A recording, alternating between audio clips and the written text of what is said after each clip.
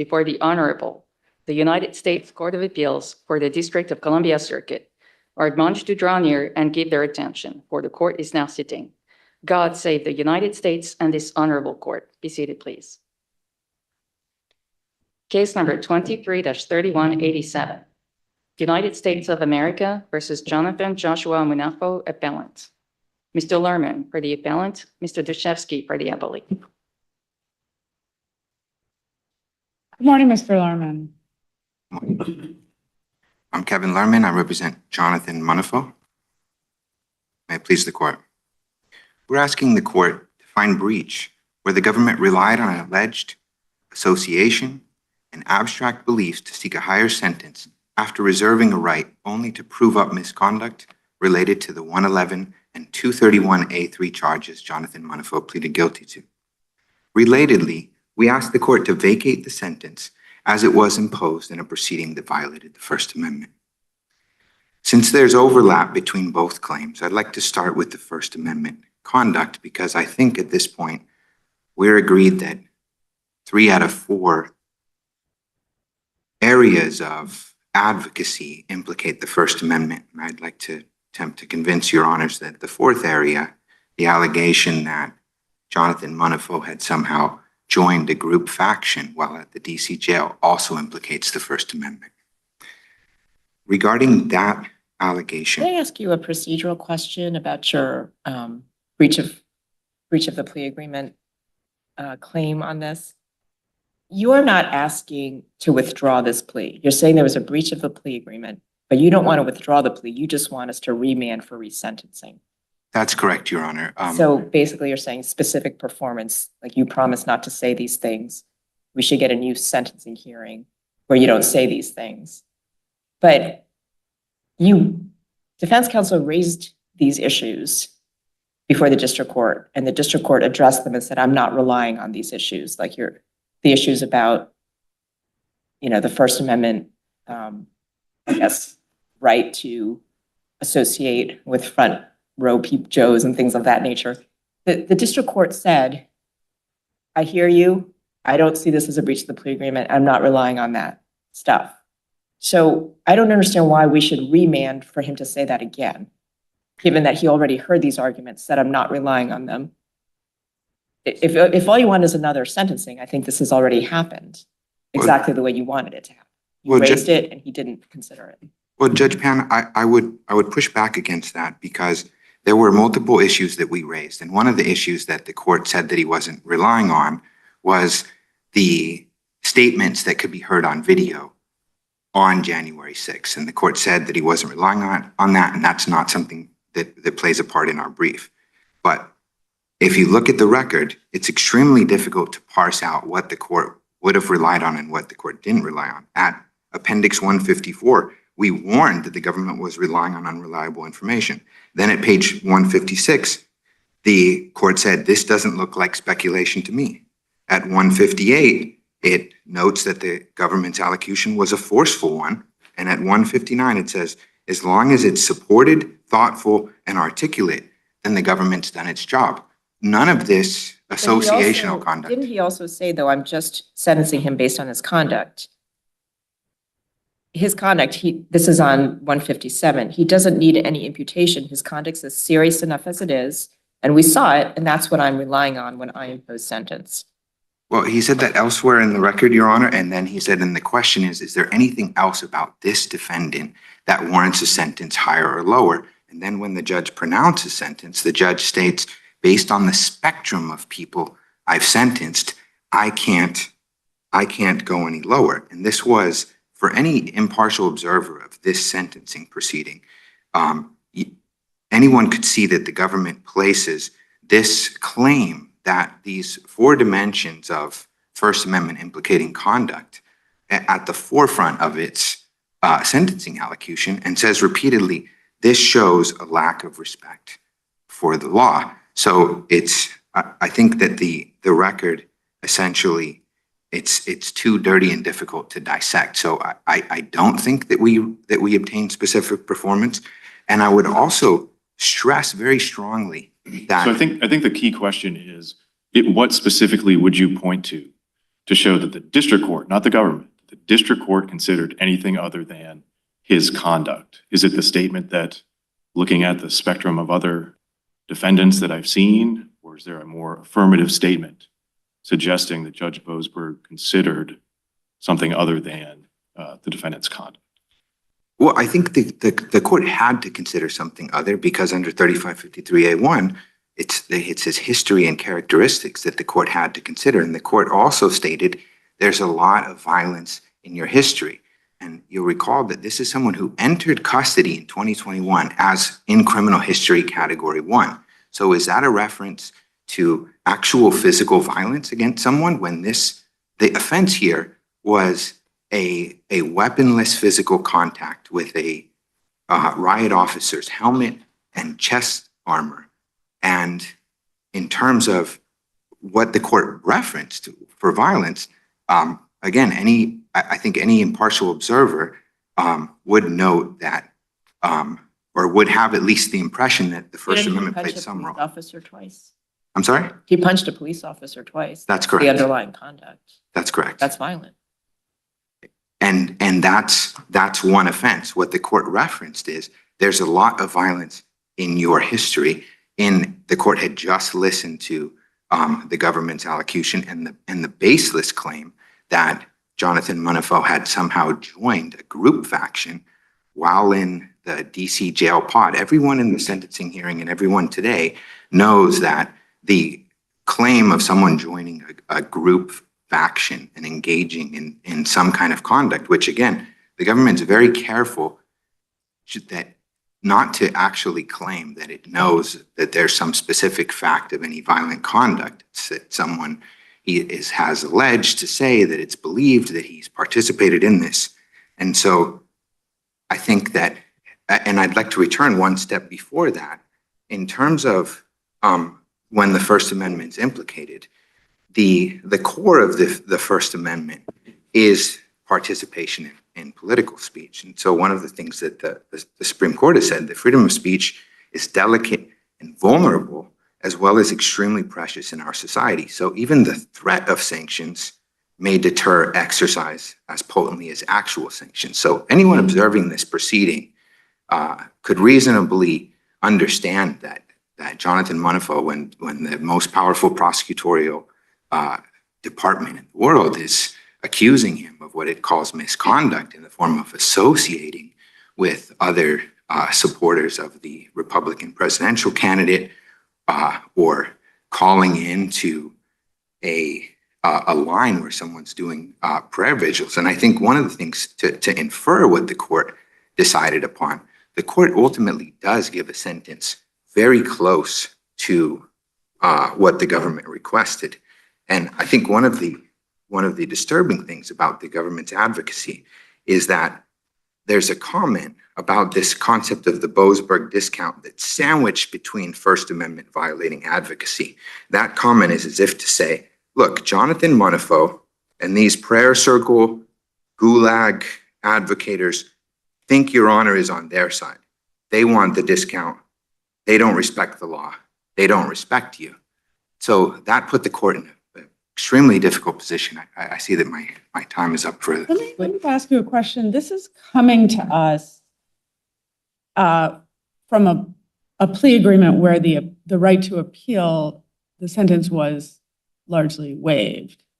What is the standard that we apply if we're declining to enforce the otherwise applicable waiver? Colorably alleged to rest on a constitutionally impermissible factor was in Guyenne, but that was a case in which the issue was preserved. So is it, and there's also this question about the appearance, like how do you roll these all into what should we be, through what lens should we be reviewing the claim that you're making? We think that the court should adopt a standard similar to what the Second Circuit's applied in Cava and Leung in these cases where the sentence appears to rest on some other constitutionally impermissible factor. And that's just based on what an impartial observer might perceive observing the hearing, especially again. But how do you give weight or operational role to the fact that this is a waiver? There's a plea waiver here. So you're referring to a standard, the standard on review of a non-waived.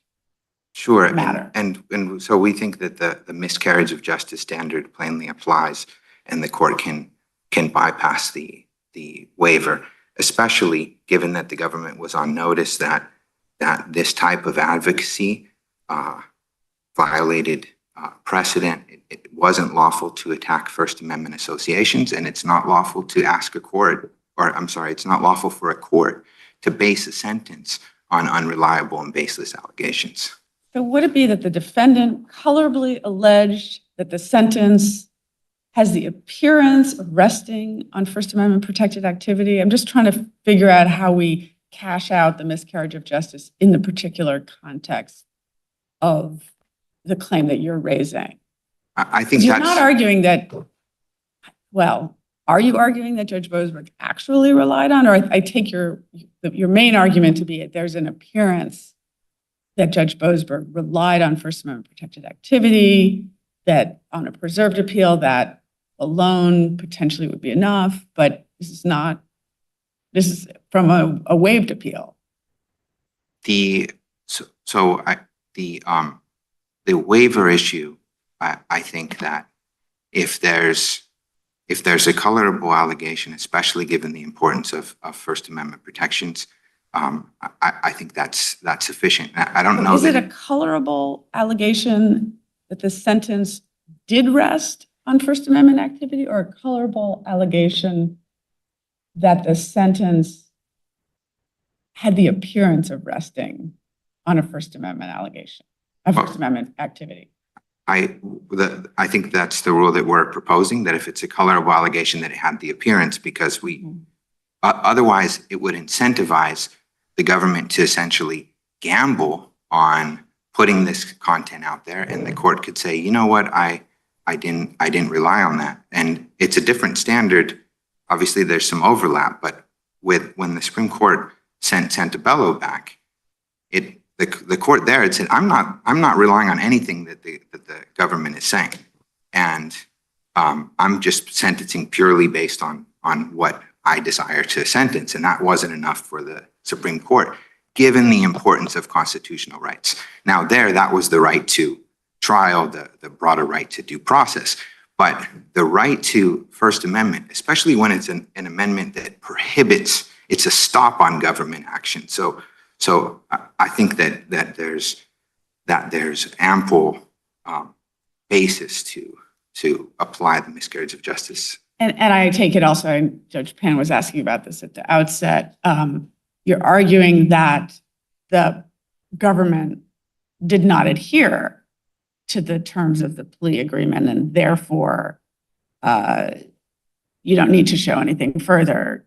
to potentially get a resentencing. That I gather your argument being that voids That's the correct. waiver.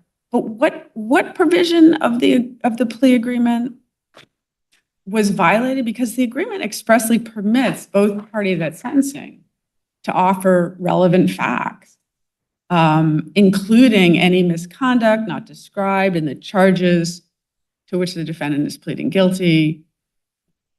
So our argument focuses mainly on Clause 7, the reservation of allocation. And what we understood the government to have reserved is an allocation focused on misconduct, and not something that could swallow up the other provisions of the plea agreement. So misconduct had to actually be something unlawful. It couldn't be something that didn't happen, which is in the case of the group faction allegation. And it couldn't be something that the government has no lawful right to prohibit in the first place. Wait, you said, and I just want to give you a chance to correct it, you said that misconduct has to be something unlawful. What we understand. It has to be something that, does it have to be something unlawful? I mean, lack of remorse, for example, is something routinely considered in sentencing. It's nothing unlawful about lack of remorse. So one of the things that we did in our 28J when we added Fisher to the record is that all these provisions have to be read in their context. And so this case changed from a case alleging the corrupt obstruction of justice to a case that is focused on these two charges, which if we look at the elements of the charges at Appendix 55 and 56, these are physical conduct charges. And so maybe I would walk that back partially because the conduct didn't necessarily have to be unlawful standing alone. But if the government drafted clause specifically says that they can address misconduct not described in the charges to which your client is pleading guilty, we understood that aside from the custom of what happens when a pre-sentence investigation is done and a pre-sentence report is prepared that goes through criminal history, we obviously understood that process would happen. But any misconduct, we understood that, especially in the context of these cases, which again, that's part of why we cite to the cases of Ryan and Rhodes to show that courts at this time, and the government was litigating these cases, were very careful to in allowing what the government could introduce.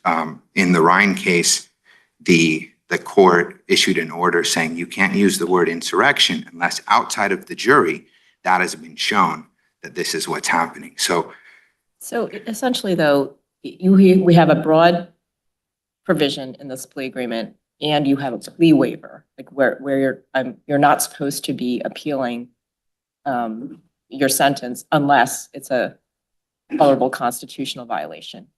But your claim is there's an inaccuracy in the allocution, and you're trying to smuggle this inaccuracy in the allocution claim beyond to avoid the plea waiver into a constitutional violation? Because you cannot appeal your sentence based on just a misstatement in the allocution.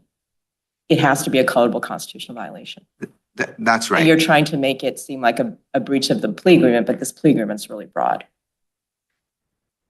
We think it's both things, and it's not just it's both inaccurate information and it's information that's an affront to the First Amendment rights. But you've waived the ability to appeal inaccurate information. That's definitely covered in your plea waiver. And that's why we introduced a case that was just decided. It's not binding on this court, Mojica Ramos, which shows that the government can exacerbate a breach of the plea agreement with this inaccurate information. So once they've violated the constitutional rights of the person being sentenced, that can be exacerbated. And the plea breach. Can I ask you a question about your other claim, which is your claim that the government was required to dismiss this Superior Court case, and it was a breach of the plea agreement that they failed to do so? Because looking at the record on that, the sentencing transcript at JA 167 and 168, I see a procedural problem with that claim, because the way this came up was at sentencing, the defense attorney raised, apparently for the first time, the government at this time is required to move for the dismissal of this Superior Court case. And then the government says, you're throwing something on someone on scene. This wasn't part of something they requested of me beforehand. The court says, let me check, let me look at the agreement.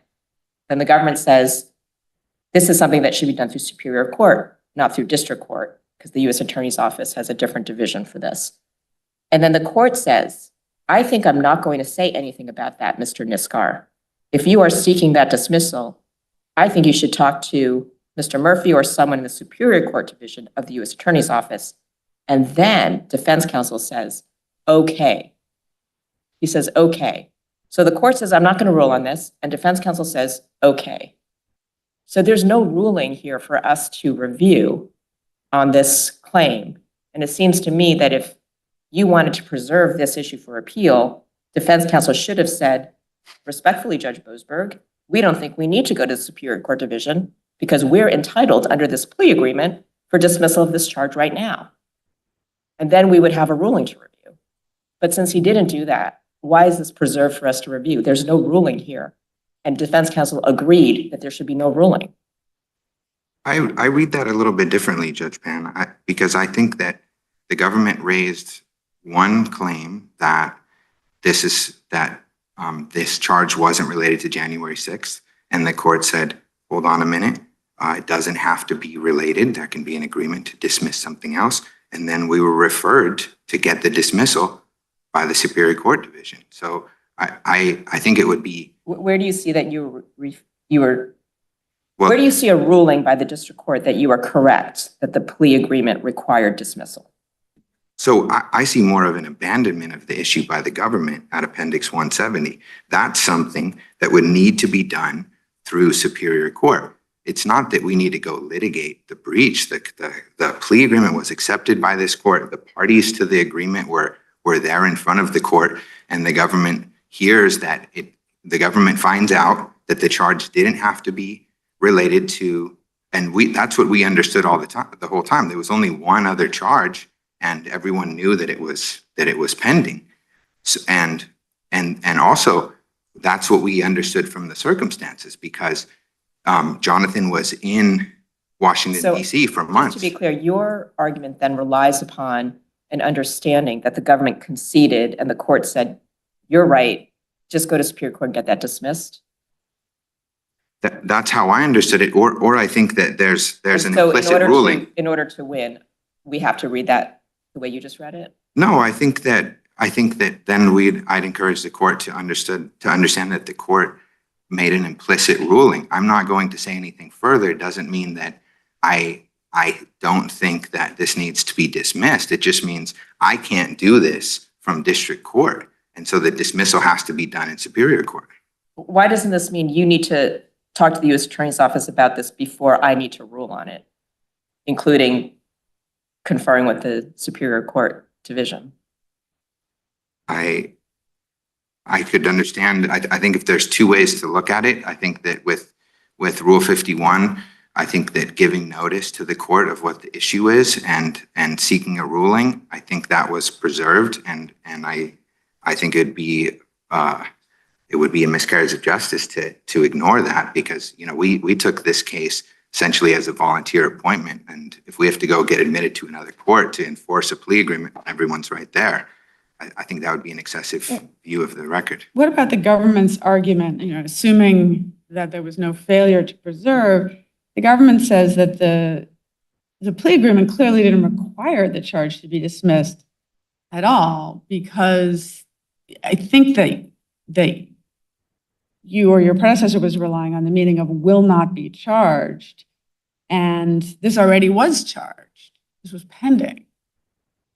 Right, and I think we've both submitted our interpretation of what will not be charged means, and I think there are verbs that are kind of one-time thing verbs, and there are verbs that are continuing. So will not be charged, they're promising not to either file charges or to dismiss charges that are pending.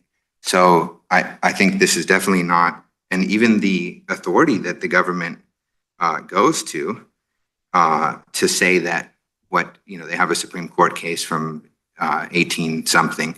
I think there's a logic fallacy operating there, because charging can mean the initiation of charges, and it can mean placing someone in the state of charges. It's definitely a million miles away from a one-time thing verb like amputate or something like that you can't come back from. I thought their clearest argument was that the plea separately talks about dismissing and further prosecuting, and then there's this language about will not be charged. So it seems like if the Superior Court pending case would be addressed at all, it would be addressed as dismissing or not further prosecuting, rather than not charging, given that that was already charged.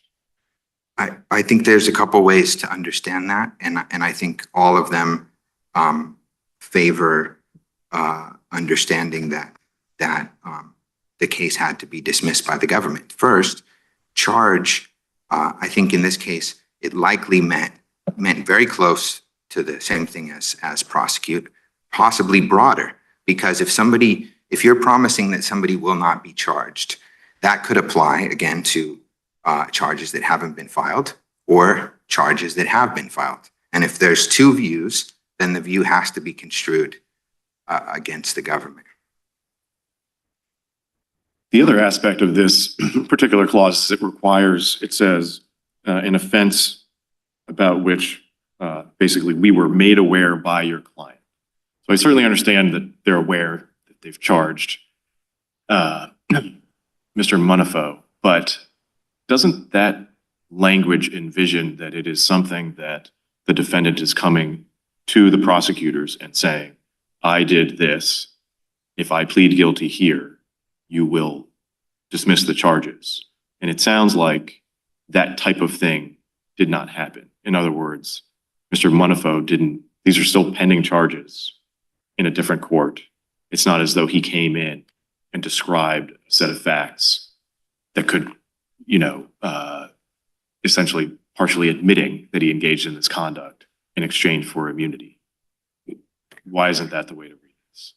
I don't think that charge seems to be written very broadly. And I think even Your Honor's question required a lot more words than is actually in the agreement, just like the government's contrary view to the one we presented. So I think that this is kind of like certain situations, whether a claim is exhausted, and I think it should be construed broadly in favor of the person that the government, with that clause, gave immunity for those charges that it knew about. So I think generally they may be made aware in a number of ways, which is, I think, why they left it so open. There was other things in the plea agreement that required, for example, the defendant to turn over passwords to social media. And that was very precise. So I think it can be read that the broad language left open broad interpretation. Thank Thank you. you.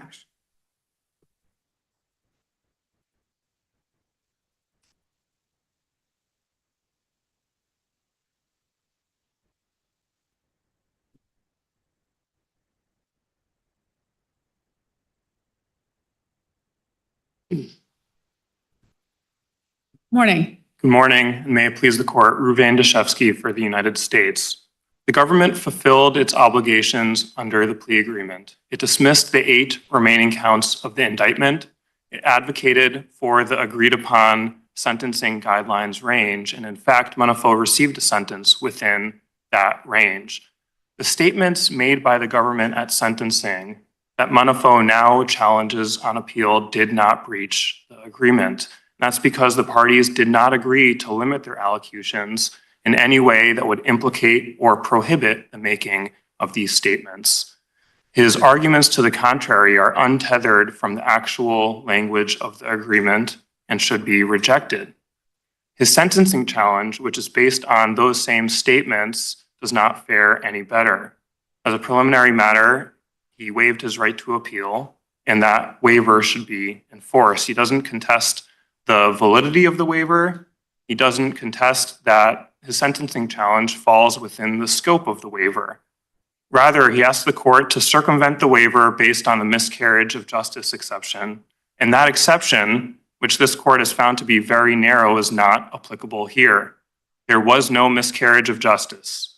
The 33-month sentence imposed by the district court was within the guidelines. In fact, it was below the midpoint of the agreed upon guidelines range. And Munafo expressly agreed in the plea agreement that any sentence within that range would be reasonable under the statutory sentencing factors. He has not and cannot colorably allege that this within guidelines sentence rests on constitutionally impermissible factors. What about the appearance of relying on First Amendment protected activity, and how does that affect the standard that we should apply in reviewing a waived challenge, assuming that we think it is waived? The standard laid out by this court in Guillen asks whether or not the sentence itself rests on constitutionally impermissible factors such as race or religion. It doesn't ask about the appearance of impropriety.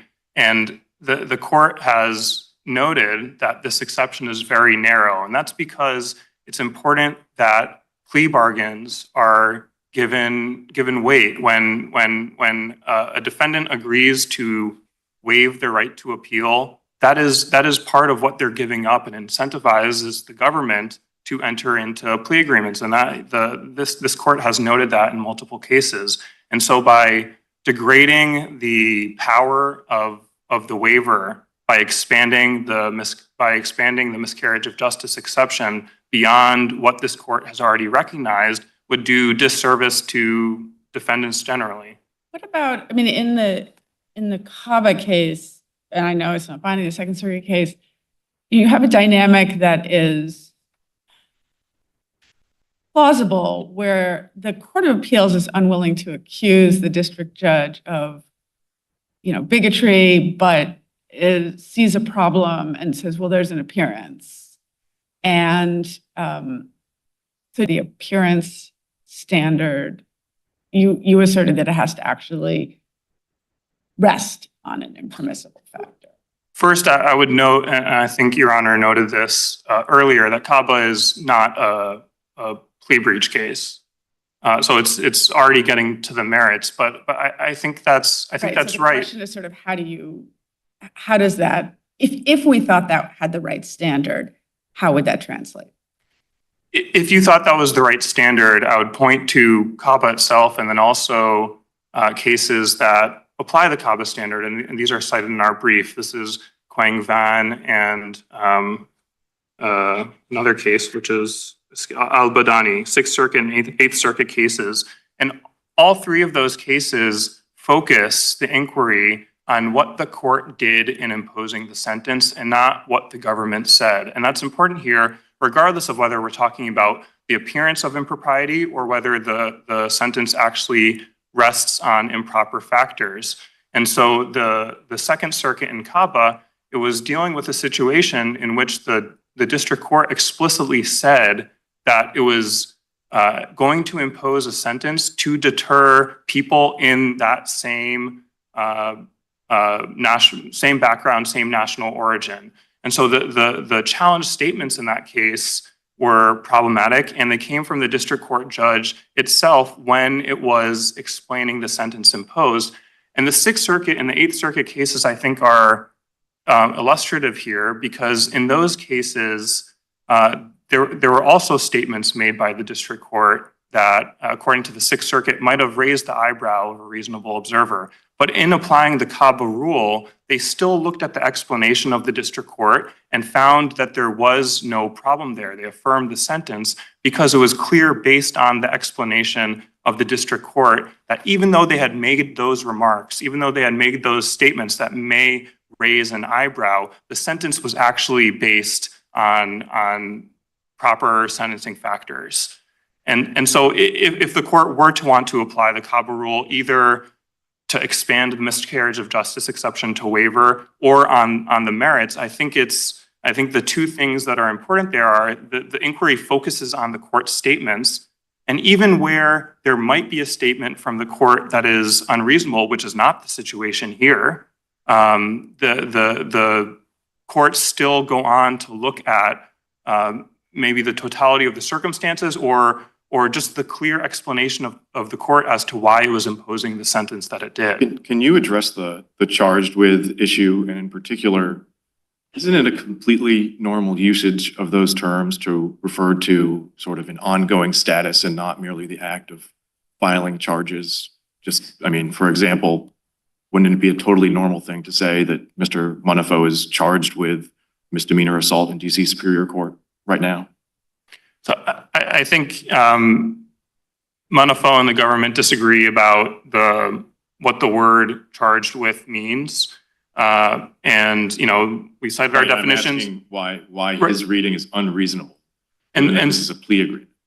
And so I think that there are a number of factors that support our interpretation of what that means. First of all, the future looking will not be charged. It's anticipating future action. It's anticipating the government doing something in the future. And I think the only reasonable interpretation of that is looking to future action by the government to commence proceedings.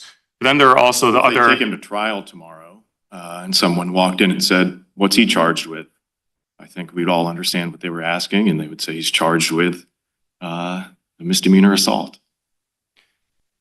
And I disagree. I think the legal meaning of the words are clear, but also, as the court noted earlier in the argument, there are other statements in the plea agreement, other words in the plea agreement that also underscore that this meaning, that the government's interpretation of the plea agreement is the only reasonable one. And that is in the preceding paragraph where the government explicitly made the promise to dismiss other counts of the indictment and not to further prosecute Munafo for conduct within the statement of offense. And so I certainly appreciate that argument, and I guess this might be more of a comment than a question, but that would, go a long way if we were interpreting a statute, these kinds of negative inferences and things like that. But this is a plea agreement, and it seems to me the onus should be on the government to be more clear about, you could also have said, we will not initiate new charges against you. There's just so many ways this could have been much clearer, and I think it's expecting a lot of a criminal defendant to arrive at your reading. Now, as Judge Pan has suggested, maybe you have stronger arguments. This is the one you made in your brief. And I'm just not sure this mode of argument accounts for the fact this is a plea agreement that we construe against the government. So I certainly agree. The case law is clear. Any ambiguity is construed against the government. But I would note also that Monafo has been represented by counsel the whole time. At the end of the plea agreement, they both sign attesting to the fact that they reviewed this together. And this language has a clear legal meaning that is supported by the context and other parts of the plea agreement. Mr. Shefsky, I have a pair of questions. If we were to agree with Munafo that the plea agreement required the dismissal of this DC assault charge, how would that work in practice? Would your office just communicate internally and dismiss the charge, or would the federal district court on remand have to order you to ask the DC Superior Court to dismiss it, or what's the mechanism there, as you understand it? And I realize this is counterfactual to your position. Right. If the court finds that the language is ambiguous, I think the next step would be to remand to the district court to allow the government to dismiss the Superior Court charge in accordance with this court's interpretation of the plea agreement. And I would note, No, go ahead. I would note there as well, and I don't think that Munafo contests this, that this is a collateral obligation and would not, if the court does go that route, it would not require reopening sentencing or anything like that. And in this, at the sentencing, Judge Pan had raised the discussion at the sentencing when Munafo asked that the DC assault charge be dismissed, the government there argued, this isn't the right place. The court can't do that. That would have to happen for the Superior Court. But the government at that point did not argue the plea agreement doesn't even cover that because of the meaning of will not be charged. The point that you're making now, is that a preservation problem for you? Does that mean you forfeited your argument about that? I don't think meaning of the plea agreement? I don't think so. And the reason for that is, as Judge Pan pointed out, district court didn't make a ruling. And I don't think any of the parties, including the district court, were addressing this issue with the plea agreement open before them. And I think that is evident from the record. And once the court says, let me take a look, that's the end. The next thing that Chief Judge Boasberg said was, that's something that, I think I'm not going to say anything about that. And so, with no ruling, I don't think that there could be a preservation issue. Why On didn't you either argue this in side. your brief? Mhm. It's a good question. Why didn't what? Why didn't you argue this in your brief? We don't, I just don't know if you forfeited the forfeiture argument. Although I don't see a ruling to review, so I'm not exactly sure what to do with this. I think the thing that we were focused on in the brief is, the question of breach, which we don't think that there is a breach here at all with regard to this provision. Right. There doesn't need to be a ruling for review of an asserted breach. Right. The breach happens. That's right. There are no further questions. I'm sorry, what does that mean? There doesn't have to be a ruling on a breach? The defendant asserts there's been a breach of the plea agreement where we need to have this charge dismissed now. The court says, I'm not going to say anything about this. I think you need to talk to the Superior Court Division. Defense counsel says, okay. Is that a breach, or do we not know, or what does that mean for our purposes here? I think that, as Your Honor pointed out, there was no ruling, and I believe, and I'd have to check this, but I think that we did point out that the proper avenue of addressing this would be through the Superior Court. It wasn't made as a waiver argument.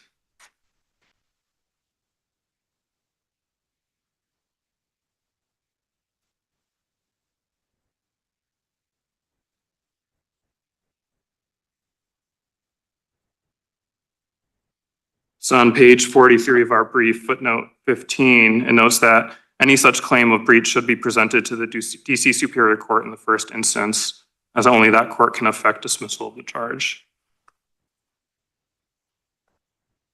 So in your view, is that still open to Mr. Munafo to do that? I mean, I think the issue there is that the parties disagree about the meaning of the provision, but it certainly would be open for him to ask for that. Isn't that what Judge Boasberg contemplated? When I read this, I see him saying, I'm not going to say anything about this. Go to Mr. Murphy or the Superior Court Division. And in my mind, I'm thinking first, like you need to go ask first, because maybe they'll agree and dismiss this thing, so I don't have to rule on it right now. And if the charge is still outstanding, I don't see why the defendant can't now go to Superior Court Division and ask that it be dismissed pursuant to that plea agreement, because it's not as if Judge Boasberg sentenced him or anything on that. He's done nothing with that Superior Court charge. So why isn't that still open to him? I don't disagree with that point. I think that would still be open to him. And I don't know, I'm not aware of any overture made after the sentencing hearing, although it's possible that it did happen. I don't know about that. Thank you. So this is, on that view, we not only do we not need to, but we can't really reach that issue in this posture. Unless I'm misapprehending. Is it not right because the U.S. Attorney's Office hasn't decided whether or not to dismiss that? It hasn't been raised with the Superior Court Division or whatever.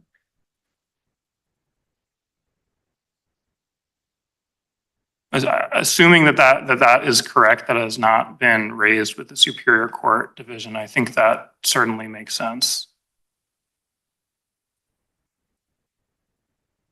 If there are no further questions, we would ask that the court affirm the district court judgment. Thank you.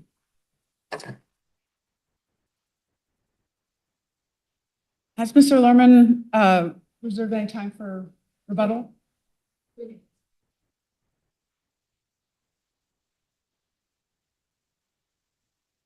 Good morning once again, Your Honors. I'd like to start with the government counsel's comments on the miscarriage of justice exception. We think that the opposite of what the government assumes will happen if the miscarriage of justice exception is applied here will actually happen, because future bargains will be more efficient, and it should really be a very rare occurrence where the government engages in this type of conduct. And I think that a ruling that addresses these First Amendment violations could deter the government from engaging in this sort of conduct in the future. Because when we counseled Mr. Munafo to sign the plea agreement, we assumed that the government would follow Dawson. We assumed that the government would follow this circuit's case law, including United States versus Lemon. And we assumed that the government would proceed with the utmost care, given that it was prosecuting a supporter of the opposing political party that's now in power. And so we assumed that they would follow case law, including comments from the Supreme Court that state that protecting the sphere of intellect and consciousness in the right to think and express, for example, with the reading of the book Becoming a Barbarian, which Jonathan Monafo referenced, those safeguards are essential to protect the processes that define a free society. And so we do think that exception should apply. And I'd like to hear your view on what just transpired about whether there's further proceeding, whether district court or in the Superior Court, that would need to happen before we interpret the portion of the plea agreement about will not be charged. I don't think that that's necessary. And I think the government's view would read out the right to appeal of the judgment in this sentence. And I can clarify for the record that we contacted the U.S. Attorney's Office's Superior Court Division. We contacted the Government Sentencing Counsel, who's here in court today as well, and they've refused to dismiss the pending DC Code case. So again, when did that happen? That occurred at the I don't have the dates of the emails, but many, many months ago. And it occurred before the filing of the brief, which is why we note on page 16 that the Superior Court Division has refused to dismiss the charge. And so we sought enforcement with the court that took the plea, and the plea agreement has to be enforced by someone. Shouldn't you have asked before the sentencing hearing? Because at that point, you hadn't done that. At the Judge Boasberg didn't have the record that you're now putting before us, but we're not a trial court. But you didn't, according to this transcript, you didn't raise this issue until the sentencing hearing. And at that point, the federal court prosecutor and the district court were taken off guard because you hadn't raised it before. And you didn't say at that point, well, we already asked the Superior Court Division and they said no. You just said, hey, let's dismiss this now. And both of them said, well, you have to ask Superior Court first. And you didn't do it before the sentencing hearing, which is what you should have done, right? Your Honor, frankly, I'm surprised that they were off guard. And if anyone was off guard, it was what we were dealing with ahead of the sentencing was essentially an ambush with these First Amendment attacks in this case. And so we were focused on that. There was only one charge pending. We thought everyone was aware of it, and it was we thought that was a final bookkeeping matter that we just wanted to make sure that that was covered on the record. And to preserve this on appeal, you could have, if you asked right after the sentencing hearing for that Superior Court charge to be dismissed and they said no, then you could have filed a motion with Judge Boasberg to say, we've asked, they said no, we'd like a ruling on whether the plea agreement covers this. You didn't do that, did you? We didn't do that. We thought that it was preserved. Again, we were thinking in terms of what of Rule 51, that it was brought to the court's notice. And again, I had understood the court as. But sometimes you have to reassert. Like if a court says, I'm not going to rule on this, and you say, okay, that changes things. You did raise it, but once the court says, not going to rule on this, and you agree, then it seems that you've agreed to have no ruling. You haven't preserved. The best answer that I have is just that we understood the government as having raised one simple objection, and accepted that it was being referred for dismissal. And so it was only when we followed up over emails and they refused that we realized that this was an issue that needed to be raised on appeal. All right, thank you. The case is submitted. Thank you.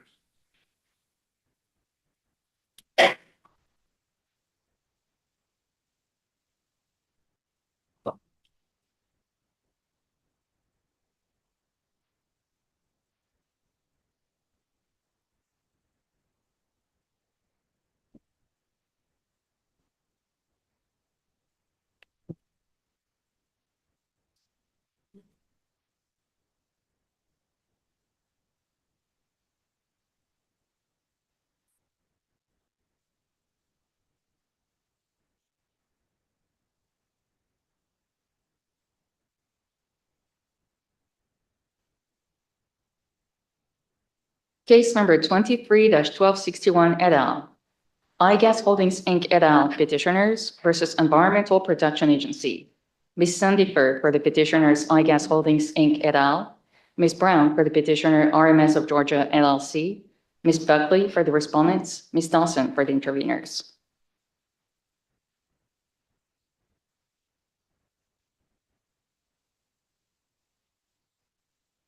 May it please the court, Joanne Sandifer, I'm here on behalf of the IGas petitioners. The IGas petitioners bring a narrow challenge to EPA's 2024 rule promulgating consumption allowances for hydrofluorocarbons, HFCs, pursuant to the AIM Act. In the AIM Act, Congress reduced the production and consumption of HFCs through a phased step down that lasts through 2023. EPA initially allocated allowances under this rule and a framework rule for years 2022 and 2023. It based the entities' allocations on their market share, and it determined market share by looking at the entity's it took the entity's highest 3 years of data between 2011 and 2019, averaged that data, and determined the market share and allocated accordingly. In doing so, it determined this was the most equitable manner of making the allocations. Ms. Sandiford, before you get much further into the merits, could you address the standing to seek relief here? Yes, Your Honor. IGas is one of the entities, IGas and the petitioners are entities that receive allocations under the APA rule every year. They are continuing to receive allocations under the rule. They submitted comments in response to the EPA's request for comment. So what would happen in the HFC market and the allocation trading system if we vacated and remanded the 2024 rule for failure to include the 2020 data? Would there be no allocations at all? No, Your Honor, we're not suggesting that. We understand that there's a desire to not disrupt the market. What we're asking for is forward-looking relief. In fact, the 2025 allocations were set just last week on October 1st. So we aren't suggesting a change to those. Is it your position that if it's just unclear what would be in place in terms of allocations? Let me address it. Let me address it, Your Honor. First of all, we're not asking you to vacate the entire rule. We're asking to vacate one very narrow section, 8411B2, that deals with the specific allocation methodology. We understand that it would remain in place for 2025. We aren't suggesting any action be taken because those allocations were set last week. Those would continue in 2025 unaffected. What we're suggesting is that the court should vacate that portion of the rule on a going forward basis on the grounds that the failure to include the 2020 data was arbitrary and capricious, and remand for further proceedings for the EPA with respect to the 2026, 27, and 28 allocations, which are all governed by the 2024 rule. Sure. So to jump to the heart of our challenge here, EPA in enacting the 2024 rule asked for comments on whether it should include more recent data. More recent data would have necessarily been limited to 2020 and 2021. That would be the only new available data since it enacted the framework rule. And as I said, enacting the framework rule, the EPA recognized this was the best way to do the allocations, this 3-year averaging system, because it incorporated both industry history and ongoing growth and market change. So in response to those comments, IGas and others submitted comments suggesting that 2020 and 2021 data should be considered. EPA considered those comments, but decided that both years were atypical and declined to include them.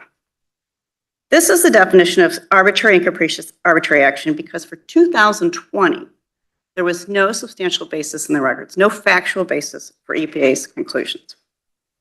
So I thought that they said that there is evidence of stockpiling, which distorts the market shares. Your Honor, And even though the aggregate amount was similar, you would have expected it to be different based on the pandemic, et cetera. that is exactly what the EPA did, Your Honor. But we don't believe that was evidence. We believe those were just assumptions made by the EPA. And I'd like to address that. So EPA based its conclusions on market data regarding supply and import over the years. We recreated the chart in page 17 of our brief that shows that data. And what it shows is for 2017 and 18, supply increasing, imports increasing, 19 levels off, 2000 decreases. Now, if you were going to see stockpiling, as EPA acknowledges, you would expect to see an increase in supply, an increase in imports. Companies would be bringing more in. The data does not show that. So EPA then backed into its conclusion that there was stockpiling by saying, well, we think the data would have shown higher imports, but for the COVID pandemic and supply issues, associated supply issues. Again, there was no facts. There was no facts to support either the stockpiling or the COVID assumptions. Well, if I could ask you about that, the agency said the agency has reviewed updated GHGRP data through 2021 and notes that both the net supply of AIM-listed HFCs and the imports of AIM-listed HFCs increased at rates that are unlikely to be explained as changing business models to meet increased aftermarket consumer demand. So they're assuming that it's stockpiling.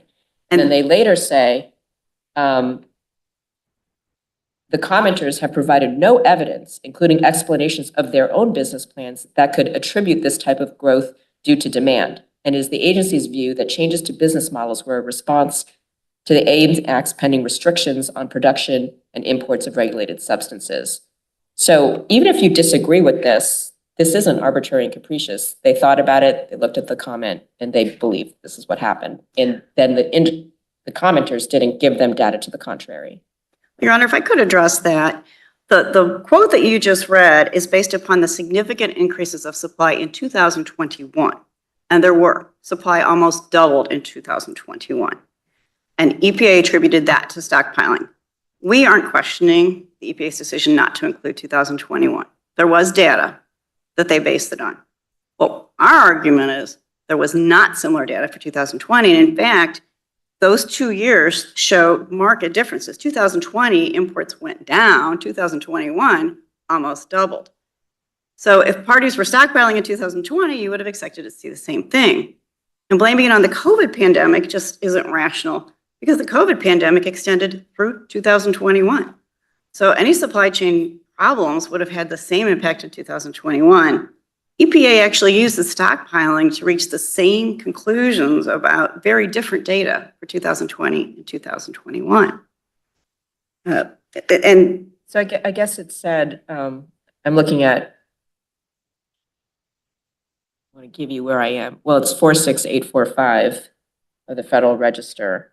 But after it talks about 2021, it says, by commenters' own views, if import activity in 2020, when compared to 2019, were representative of changing business models, where the net supply, including imports of HFCs, decreased slightly, one would expect, within reason, a subsequent increase in imports between 2020 and 21. I guess they're talking about 21 then. And that's exactly what they said. We think there was stockpiling, so we should have seen an increase, but we didn't, so we're going to blame it on COVID. And again, But they also, EPA does identify a bunch of market participants reporting supply problems because of COVID. yes, and there were some, and we don't dispute and that. in 2020 also. In So- 2022 also, but there was no evidence so that it distorted. that you can't dispute. That We there don't were dispute- supply sorry. chain blockages in 2020. We don't dispute that there were problems in 20. Those continued in 21 because the pandemic obviously continued well through 21. But what there is. Right, though, I mean, I think part of the, I mean, maybe this is the answer because I'm not sure it's explicit, but the nature of the pandemic was abrupt changes. And then by 2021, there's adjustments being made that might resolve some of these supply chain issues. Why isn't that a rational explanation of? I think there were a lot of those adjustments made in 2020 itself. If you look at the individual data for 2020, a lot of the importers had significant increases in supply in 2020. They were able to overcome these challenges. And also the first part of 2020 wasn't affected by the pandemic at all. It wasn't even declared a pandemic till mid-March. I understood part of the rationale to be based on exactly what you just said, which is put aside stockpiling, but the pandemic essentially scrambled the otherwise natural state of the market so that some companies did well for reasons related to supply chain. And we just don't want to credit those developments in our allowance allocations. Why is that an unreasonable view? Because every year, every company faces different challenges and some overcome it and some don't. And you don't dig under, or EPA certainly doesn't dig into the data every year to see why one company does better than another. That's why it adopted the averaging approach. But that precisely supports EPA, or arguably supports EPA. If EPA is not digging into the data every year, but using data that it thinks is more typical of the arc of the market over time, then it's more strongly supported to exclude a year that I think anybody trying to procure anything in the international supply chain knows was atypical. Well, that alone seems to be a reason to say, whatever, balanced it out. It's just, that was atypical. We're just not going to include that data. It's a decision based upon speculation, in particular, how the supply chain issues affected this particular product for the entire year of 2020. But even your client acknowledges that there were supply chain problems. We did, but our client also managed to increase significantly its supply during that year. Right. So it overcame those challenges. But that overcoming of those challenges, I think the implication of the record is that too was atypical, and we're just going to treat that as a one-off in a system where, as you point out, the EPA is not every year doing a recalculation. Well, I think the EPA has to have some factual basis for the decisions it makes. And just when you look at the data, it does not support the conclusions. But your position seems to boil down to it was arbitrary and capricious for the agency to say that the pandemic year, 2020, the data was not representative. That's right, Your Honor. Without some factual basis for that, which we do not believe is in the record. I mean, in terms of even the incentive for stockpiling, you're going to look at the timing of the AIM Act. The AIM Act wasn't passed until the end, December 22 of 2020.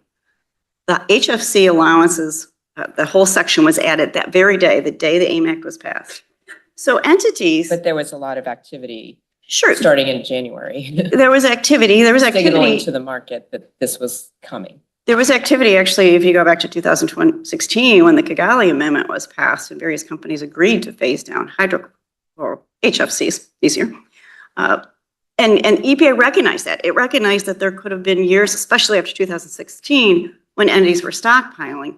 It chose to include those years in the methodology anyways, again, looking to the averaging to smooth out any anomalies. And the hallmark of the decision is the inconsistency in the treatment between those prior years and the decision to exclude 2020 and its treatment of 2020 and 2021. Can you address the argument that EPA emphasizes in the brief and in the rule is this distinct argument about continuity, and that it's mainly on JA 346, but essentially it says EPA believes that supply chains have been adjusting to the entity's specific allocations.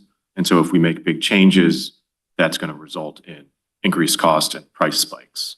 And so could you just address that and explain why that is not a separately sufficient basis? Very good question, Your Honor. And it certainly was a big theme of EPA's, the desire to maintain continuity, the status quo during the phase down process. But continuity and status quo shouldn't trump The objective of the AIM Act, which was to phase down the use of this product while also meeting near-term market needs. And what the EPA did by excluding 2020 actually has the more disruptive effect on the market here. What EPA didn't recognize is that market had been changing. HFCs were initially really used by the big manufacturers 2011 to 2013 timeframe.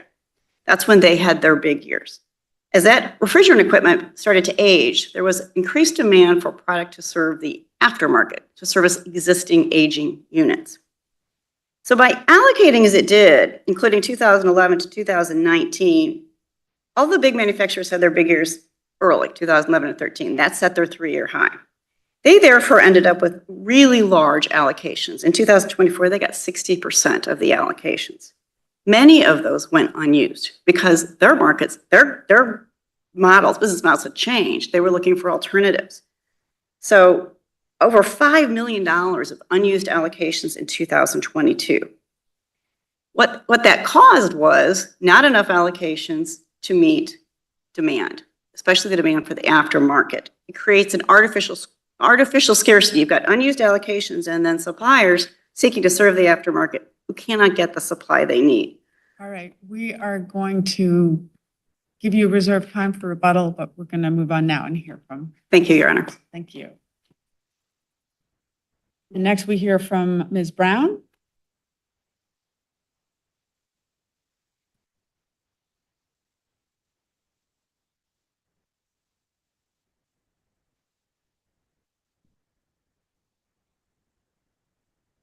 Good morning. May it please the court, Jeanette Brown on behalf of Petitioner RMS of Georgia, doing business as Choice Refrigerants. I'd like to resolve 3 minutes for rebuttal. The AIM Act's complete lack of a standard to constrain EPA's power to create and destroy market share is exceedingly unique, justifying the rare finding that Congress divested itself of legislative power.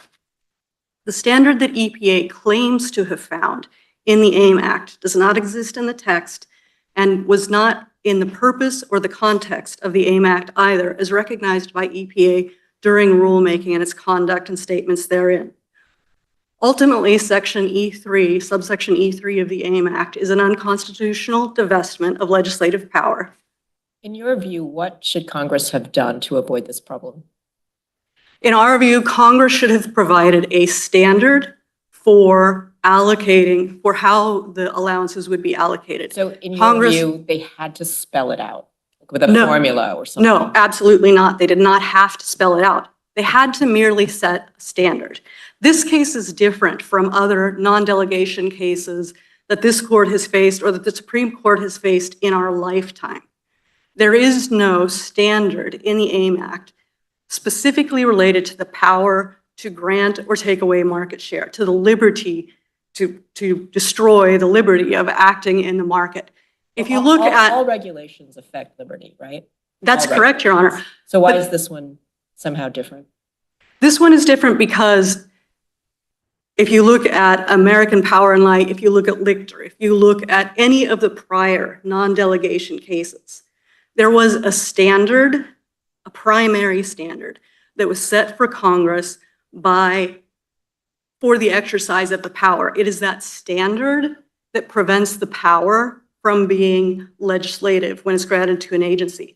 That standard does not have to be definitive. It does not have to be concrete. It does not have to be a formula. So for instance, So looking at the context and the structure of this particular statute, we can also look at the legislative history. Is that correct? that's an interesting question, Your Honor, because I'm not sure there is legislative history specific to this There was version. legislative history saying that this is very similar to the Title VI of the Clean Air Act cap and trade program.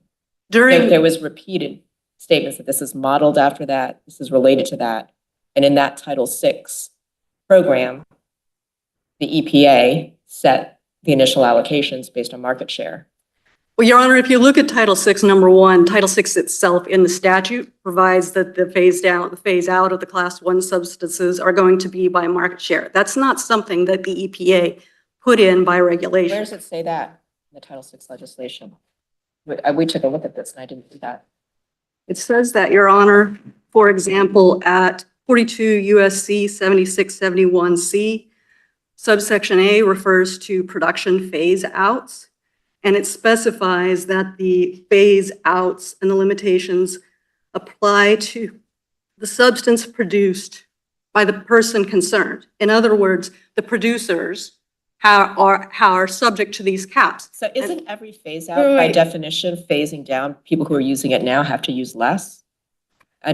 No, that's Phase out absolutely not language in true. this And if statute you to look prove. at the EPA's statements in the rulemaking, the EPA proposed and has consistently proposed, sought advance notice or comment on, and suggested that it can change completely the allocation method to use an auction that would allow them to sell allowances for the purposes of non-use. In fact, But that's not the program before us. And that's the view of the agency. But what we're looking at is what the agency did and whether there's an intelligible principle in the statute. what you're looking at, the But agency. do you agree that what we're looking for is whether there's some intelligible principle in the statute that guides EPA's grant of allocations? I agree that the intelligible principle standard requires. Sorry, allocation of allowances. Yeah. Yes, Your Honor. I agree that the intelligible principle requires Congress to set a standard for the allocation of allowances here because of the way that it affects liberty, and to set a primary standard. It doesn't have to be the full standard. They don't have to spell it out, but they have to set a standard.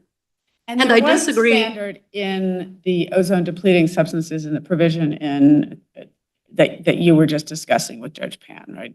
There was a standard in the prior statute, and in the rulemaking and in all of the comments, EPA explains why that standard is not applicable here. The two statutes are very different in that under, for example, the Clean Air Act and the phase out of the Class 1 substances, there were exemptions rather than priorities.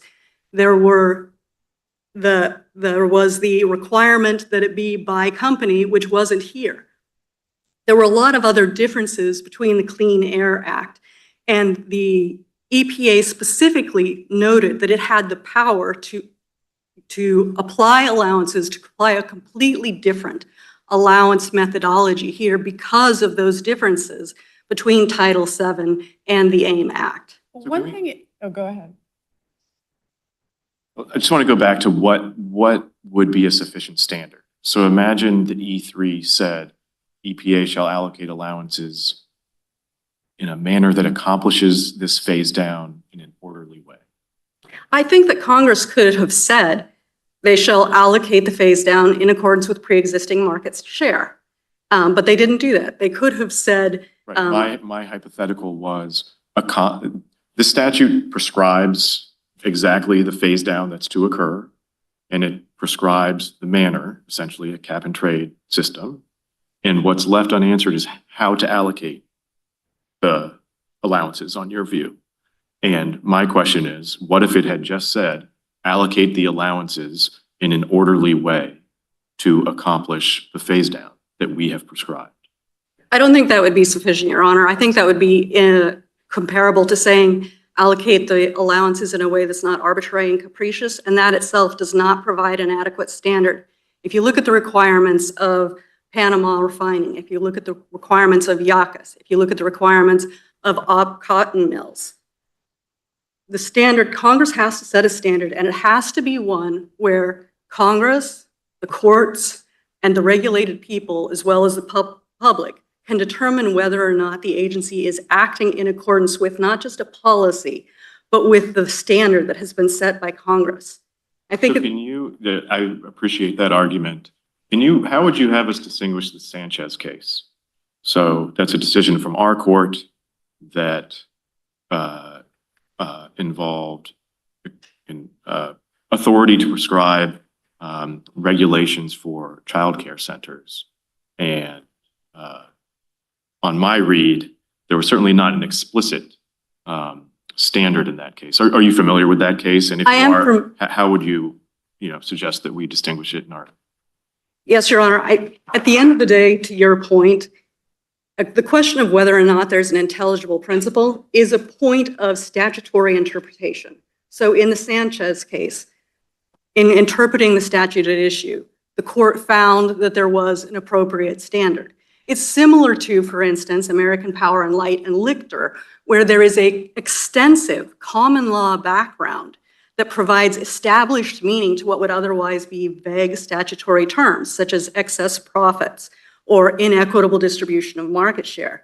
Here, there is no established common law background or practice for the United States to have an agency distribute, take, and grant and ban people from a market.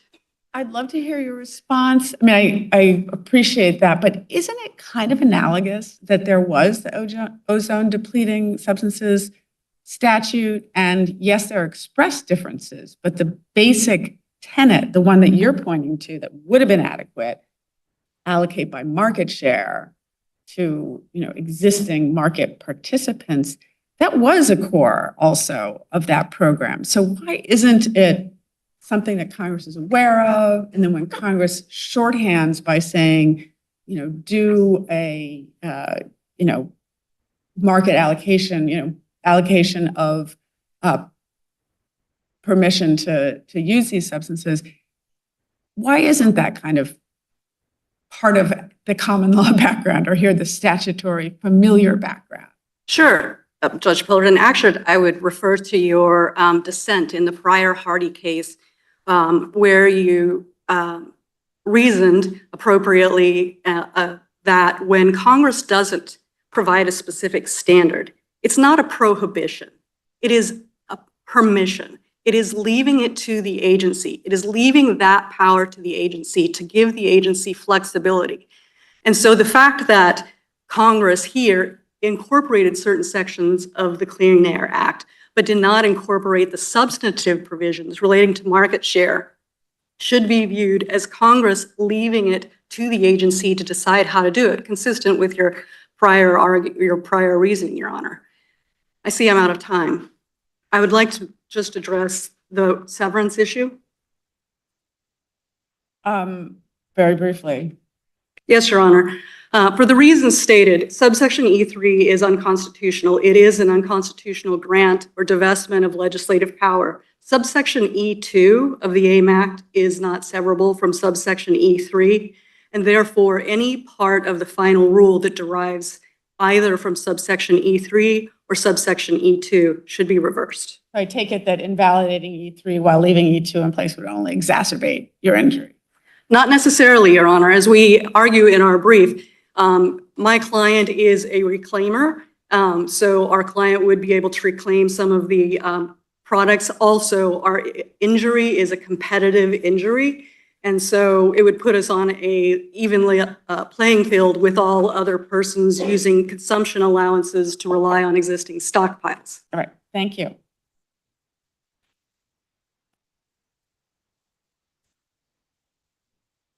Ms. Buckley?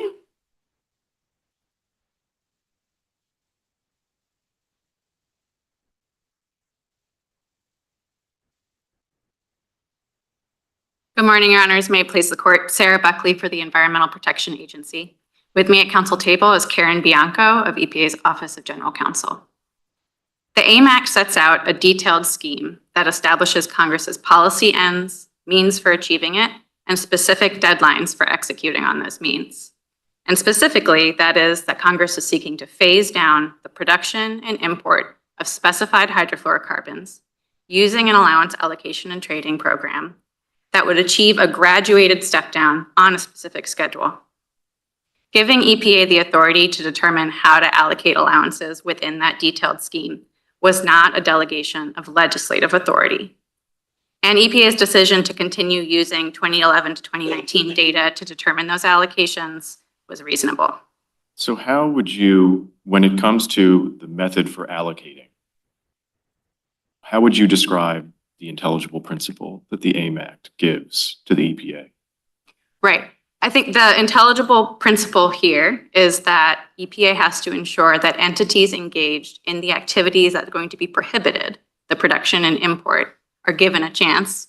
Those allowances should make it into their hands. That's one. And then the second, that it has to be allocated in a way that's going to further the broader policy design of the program. So it's got to be hitting the graduated phase down, not exceeding it too much. It's got to be getting things into the hands of entities that are going to use them and not relying completely on trading, for instance. And that broader structure gives sufficient direction under Supreme Court and this court's precedents. Would part of what you just said suggest that there's not authority to do a pure auction? That you have to be getting them into the hands of people who will actually use them? Yeah, I think that EPA would concede that, Your Honor. And in fact, when EPA proposed potentially or considered the possibility, did not actually propose using an auction, it noted that it would use an auction to get it to those producers and importers. The participants in the auction may be those same entities receiving allocations. So are you, just to make sure I'm understanding you, are you saying that it would have authority to use an auction as long as the auction was limited to market participants? Yes, Your Honor. I think that Choice is getting three important things wrong in their briefs and here today. First is the standard that applies. As we've been discussing, the standard that the Supreme Court has applied since 1925 in J.W. Hampton through 1989, Mistretta Sanchez, 2022, is that Congress articulates a sufficient intelligible principle and does not then delegate legislative authority if there's a general policy, an agency to apply it, and boundaries on the delegated authority. In their briefs, Choice suggests additional limitations on that authority that is refuted by existing established Supreme Court law. So, for instance, agencies can issue rules governing private conduct. The court affirmed just that grant of power in a case like IGas, in 2B regarding criminalizing new drugs. Agencies can articulate policy beyond just finding facts that the statute makes dependent on that. And I think that a case like National Broadcasting Company is a good analogy to what we've seen here. So in National Broadcasting Company, Congress articulated a policy that they wanted greater profligation of radio licenses. They wanted to use a licensing model as the mechanism for achieving that means. And then it gave the broad mandate that the executive should distribute those licenses in a way that furthers the public interest, convenience, and necessity. I think here we have even further specific direction than we had in National Broadcasting Company, because we have the specified phase down schedule, we have the graduated step down, we have specific conduct, we even have the application specific mandatory allowances, and a program or a process for EPA to be able to designate additional essential uses that should receive all the allowances they need. Ms. Brown, why do the application specific allowances and the procedure for designating additional such entitlements help when the question is for the remaining pool, what is the intelligible principle for allocating those allowances? Well, I think that that's taking the question that's presented at too narrow an area of focus. Because really the question is there an intelligible principle for EPA to promulgate regulations to administer the allowance, allocation, and trading program? And Congress made clear that its priority in doing that, its policy for the allocation of allowances, was please ensure that these specific listed applications receive all the allowances they need, regardless of the phase down level that we're at. If you find there are additional uses that need that, you have a system for designating that. And after that, the agency is given the discretion to administer the statute and figure out the best way to allocate the remaining allowances in a way that furthers the statutory purpose and meets all the various other policy design elements. So what is the statutory language that provides the limiting principle, in your view, other than the application-specific allowances that are secured? Yes, Your Honor. E3 says that EPA is to promulgate the regulations in accordance with this section and in accordance with the phase down schedule. So if you see in accordance with this section, you go back, what is the section doing? The section prohibits the import or production of these substances without an allowance. And I think it is fair to say, based on that, that Congress was intending EPA to get those allowances into the hands of entities that needed it for the prohibited activity. And I think a useful thought exercise on this is this.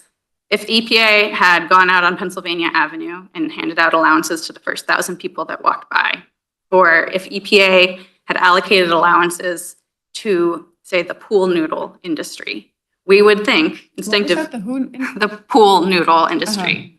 We would think, well, that's contrary to the statute. And that instinct, I think, is evidence of the intelligible principle here.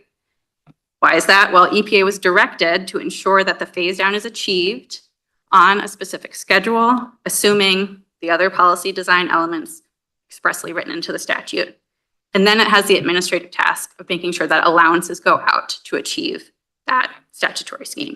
Do you think the word phase down implies sort of by market share? Because it seems to imply everybody who's doing this now needs to phase down or needs to cut their production or consumption.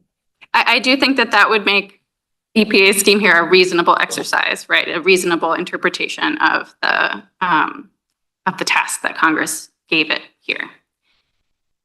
I think it's also important to note, speaking somewhat to Choice's last argument on the severability question, that Choice today and Choice in their brief notes that E3 is structurally inseparable from the rest of the Act.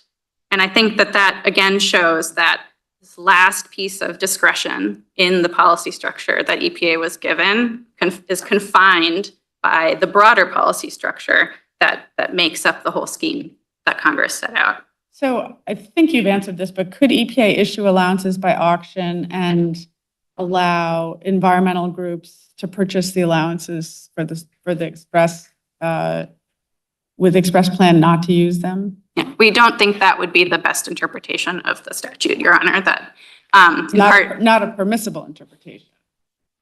Well, we don't think it would be the best interpretation to assume. Yeah. And I think a couple of places to point there is, one, there's an express provision in the statute saying the process by which EPA can accelerate the phase down. And in addition, there's an assumption that when you trade an allowance that, or not assumption, there's a provision in the statute that says when you trade an allowance, you actually have to achieve a greater reduction. So again, there's an assumption that the allowances are going to get primarily into the hands of the people who are going to use them to meet near-term needs. And is there anything in the statute that guides whether the agency could issue all the allowances to domestic HFC producers as distinct from importers, or vice versa? Right. I don't think that there is anything in the statute on that point, Your Honor. But I think that that would be policed by other doctrines, such as the APA's arbitrary and capricious standard. I don't think that we need to make non-delegation the ultimate test against which the lawfulness of agency action is measured. The non-delegation doctrine is intended to police the outer boundaries of the separation of powers, and that is in part why the standard is articulated pretty broadly, right? Policy and boundaries. Can I ask about the IGas issues? Yeah. Is that right? Yeah. I understand you have several different rationales for excluding 2020 and 2021, but just on stockpiling, it's a little bit striking that every single time EPA discusses this in the rule, it says there's a lot of evidence of stockpiling in 2021, and there's no reference that I could find to data showing stockpiling in 2020. Why shouldn't that concern us for that specific rationale? I think for two reasons. One is the effects of the COVID-19 pandemic are a separate rationale that fully justifies excluding that data. And second, it speaks to our exhaustion argument here, is that IGas or any other commenter specifically said, hey, let's treat 2020 differently. And I know that sounds silly, but the argument in the brief that IGas made was that EPA... It kind of does sound a little silly. Frankly, it's a little surprising to me, right? You invite comment, should we include 2020 and 2021? Mm-hmm. And the forfeiture argument you're making suggests that it just never occurred to you to think about whether the reasons you had for excluding one year also applied to the other. Right. I think the force of the argument is maybe this. IGas said that EPA failed to independently consider 2020. To the extent that's their argument, our response is, you didn't tell us to independently consider 2020. But more importantly, you didn't give us the data that the level of data that you now say EPA needed to have analyzed in the record to make EPA's point.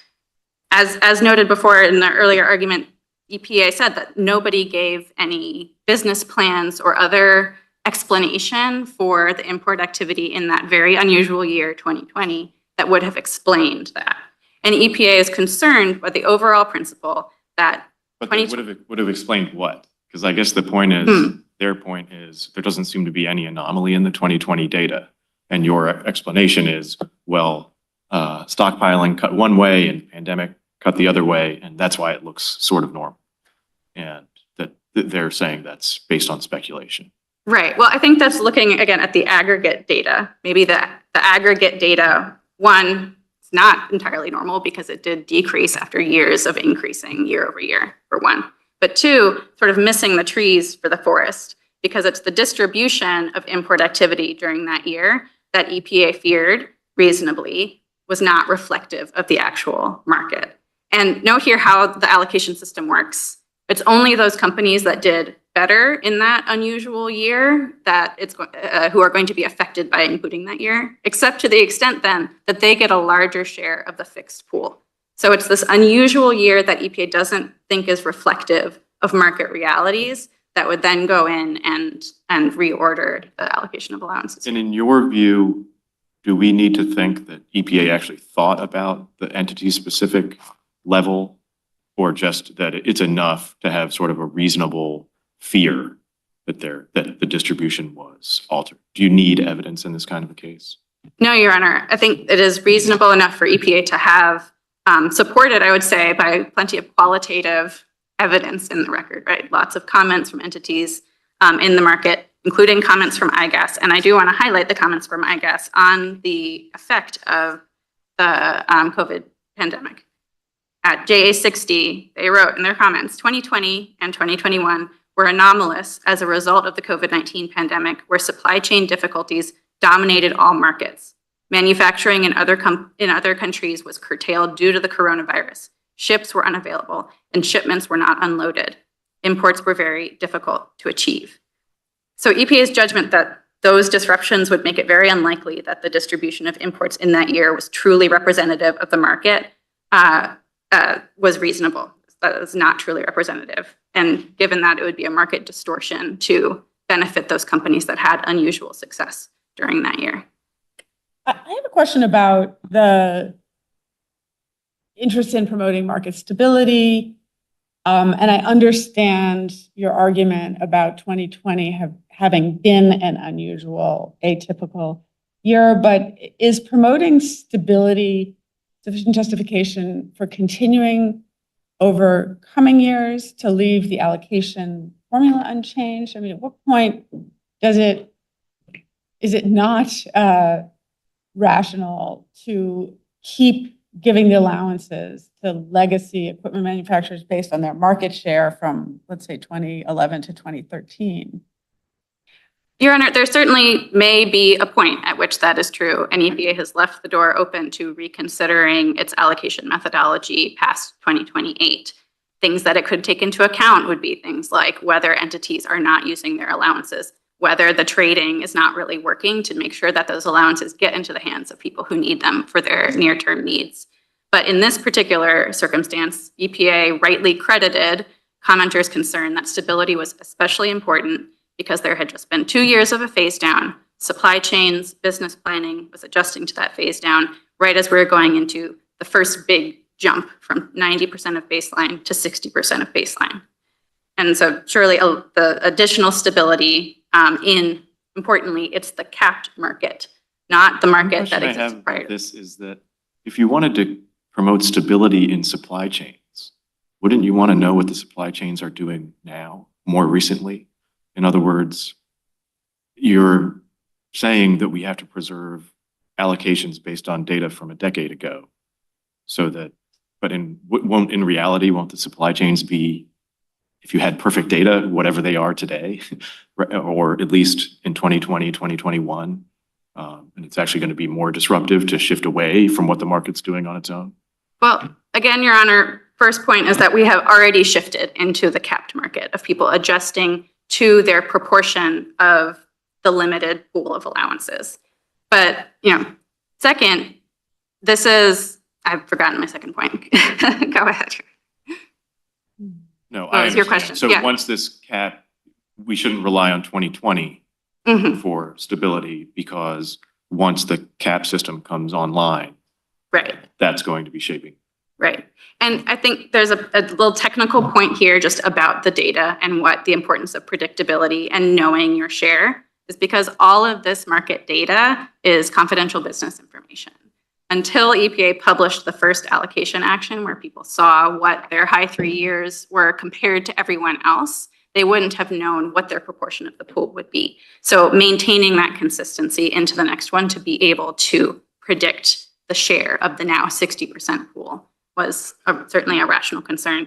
And in the end, this is EPA choosing between potentially reasonable policy outcomes, right? And the question for the court is whether EPA's choice here was rational. And we think the rule surely meets that standard. You had a point about your forfeiture argument that people commented in support of including both years' data, 2020, 2021. And you said we didn't have the ability to do a more granular analysis of 2020 because they hadn't provided that data. Is that not the agency's burden to ask for that data? I think the point we're trying to make, Your Honor, is that without making specific points and providing, again, company-specific information that would allow or indicate to EPA that it needed to more granularly dive into the 2020 data, then it was reasonable for EPA to respond in the more general manner that it did. The notice and comment process is a two-way street. EPA's obligation to respond and the detail in which it has to respond has to be in response to the level of detail and the kinds of arguments raised in comment. We ask you to deny the petitions.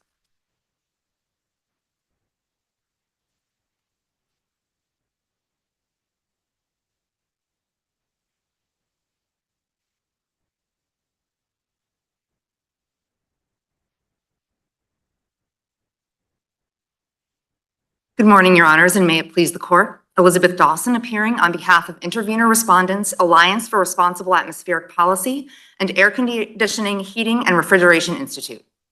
EPA's 2024 to 2028 HFC allocation framework should be upheld because Congress lawfully delegated EPA's specific limited authority to create an allowance, allocation, and trading program, and EPA lawfully exercised that authority when determining that the best approach was to continue using 2011 to 2019 data in determining allowance allocations.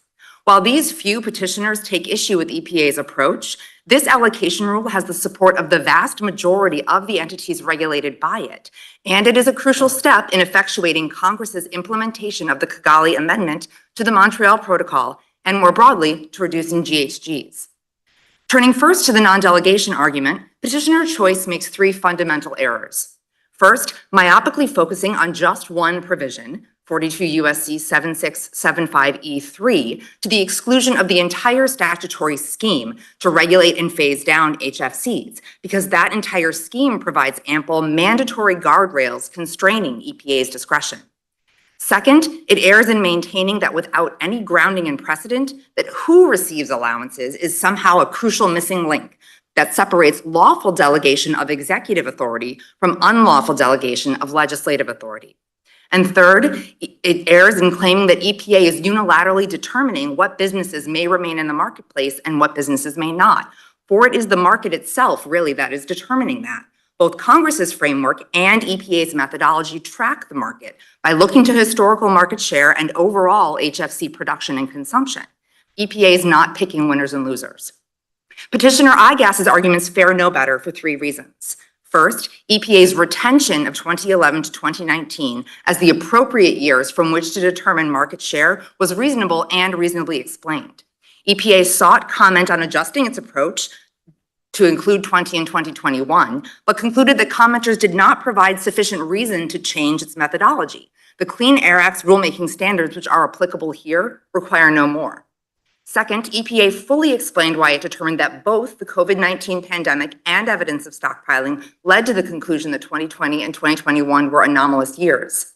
And third, EPA reached the same conclusion for 2020 and 2021 reasonably, and that does not mean that it improperly lumped the years together. EPA had sufficient reasons for excluding each beyond COVID and stockpiling, including maintaining continuity and stability and predictability for regulated entities, as this court has discussed. So unless the court has any questions, I conclude and thank you and urge the court to uphold EPA's decisions and deny the petitions. I wonder if you can cast any further light on the treatment of stockpiling. EPA acknowledged there was potential stockpiling before it applied that rationale to the 2020, 2021 data. In particular, EPA acknowledged that if the data were limited to 2017 to 2019, the knowledge that some kind of HFC limits were in the offing in light of the Kigali Amendment might have already triggered some stockpiling, and therefore the EPA responded by taking the relevant data back to 2011 and having a 3-year average system to counteract any non-representative year stockpiling impact. Why aren't those safeguards sufficient to address concerns about stockpiling in 2020? Well, Your Honor, another reason that EPA excluded both 2020 and 2021 was because EPA concluded that its ability to validate the 2020 and 2021 data was not as robust as the set of data and its validation process for 2011 to 2019. Does EPA have any reason to think that the data it has from 2020 is unreliable? I mean, that seems a little bit of a self-fulfilling rationale. They've had time. They just haven't wanted to put the resources into validating that. So I'm not sure that's a compelling. Well, Your Honor, I can't speak to EPA's motivations behind. It just doesn't seem like, do you have any other argument? That doesn't strike me as the most compelling. Well, Your Honor, I think the EPA asked for comments on whether it should include 2020 and 2021. So it asked for entities to provide it the data from which it could conclude that 2020 and 2021 were more representative years, but that information simply wasn't provided. And overall, looking at all of the data, and in addition to reasons beyond COVID and beyond stockpiling, EPA reasonably concluded that it made sense to continue with its prior framework rule year span of 2011 to 2019 instead of adding additional years. Thank you. Thank you. Did Ms. Sandifer save any time for rebuttal? 2 minutes. Thank you, Your Honors. I'm going to start with the argument that I think several of us here agree is silly, and that is the forfeiture argument. EPA did ask for comments on 2020 and 2021, and the IGas petitioners responded in like kind. But the crux of what EPA was asking for, and it made clear in its notice, was it was asking for comments on whether to include more recent data. And IGas consistently advocated for inclusion of more recent data, which necessarily included 2020 and 2021. That argument subsumes including just one of those years. And basically they're faulting us for using an and instead of an or in the comments. And this court's. Well, is there 2020 specific data in support of the comments on which the challengers rely?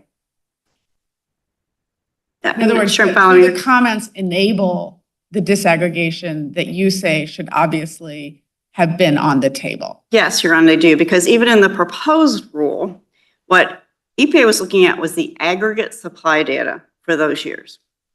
It had, and this is really important, I think, to the waiver argument and to the crux of it, was that EPA had the opportunity to consider the year separately because it looked at the year separately. It looked at annual import and consumption data for 2020 and annual import and consumption data for 2021. Totally separate frames of reference. So I came into this argument kind of agreeing that this was kind of silly because people will often make several arguments in the proceeding below and then come up and just challenge one of them. But the way this argument has played out, EPA is saying you never asked them to independently look at 2020. And then as this argument is played out, it's like one can see or imagine a scenario where you come in saying, look at 20 and 21, and then the final rule comes out as it did here, and it focuses more on 2021. So you come in and say, aha, you didn't consider 2020 independently. If you had asked them to consider 2020 independently, maybe we'd have more information in this record about 2020 as opposed to 2021. But since you never asked them to, it does seem to me a little unfair for you to come in and just say your final rule only focuses on 2021 and didn't look at 2020 independently. I don't think that's the case here because we did consistently ask consideration of more recent data, which includes both of those years. And the data that was relied on was independent data for those years. In other words, EPA had the same data for 2020 and 2021 that it based its decision on. It didn't look at individual data for individual entities. It looked at the aggregate supply data and reached this conclusion about stockpiling for both years based upon that. Now, I understand that they could have done this, but you didn't ask them to, and now you're faulting them for not focusing on 2020. We didn't specifically say either or year, but we did ask for inclusion of more recent data, which I certainly believe understand. includes Could they have, you said they had aggregate supply data. Could they have, given the sort of what EPA posits were countervailing forces operating in 2020, without more individuated data, can they do it? Separate out a stockpiling and a supply chain analysis? Can EPA do it, you mean, or could the Yeah, could EPA do that? commentators do it? Well, they certainly had to have some basis for the decision they reached in Right. No, I get 2021. that it's their burden to have a basis, but it's, the interplay here is between the commenter's burden to raise the defect and then, whether they can fault EPA for not addressing the defect they raised. Right. So I guess the question is, do you think EPA had the data that it would have needed to do more precise attribution of the causes of the aggregate numbers that show up for 2020? For example, as between supply chain problems and putative stockpile. It didn't cite any data in its, But do you think Rule. it had the data?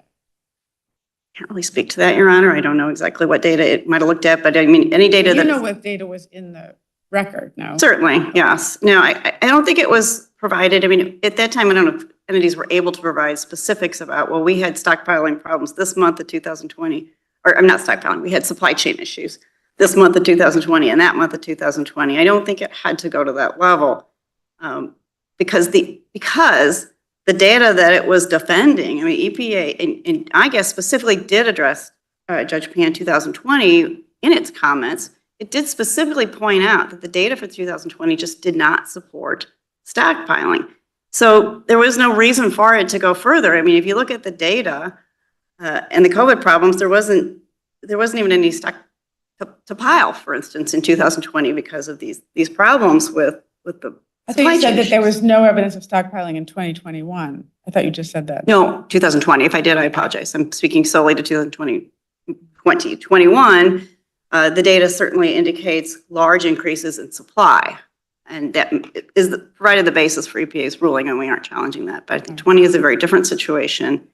And EPA chose to base its decision on the aggregate supply data. And it just does not support the decision it reached. Thank you. Thank you very much.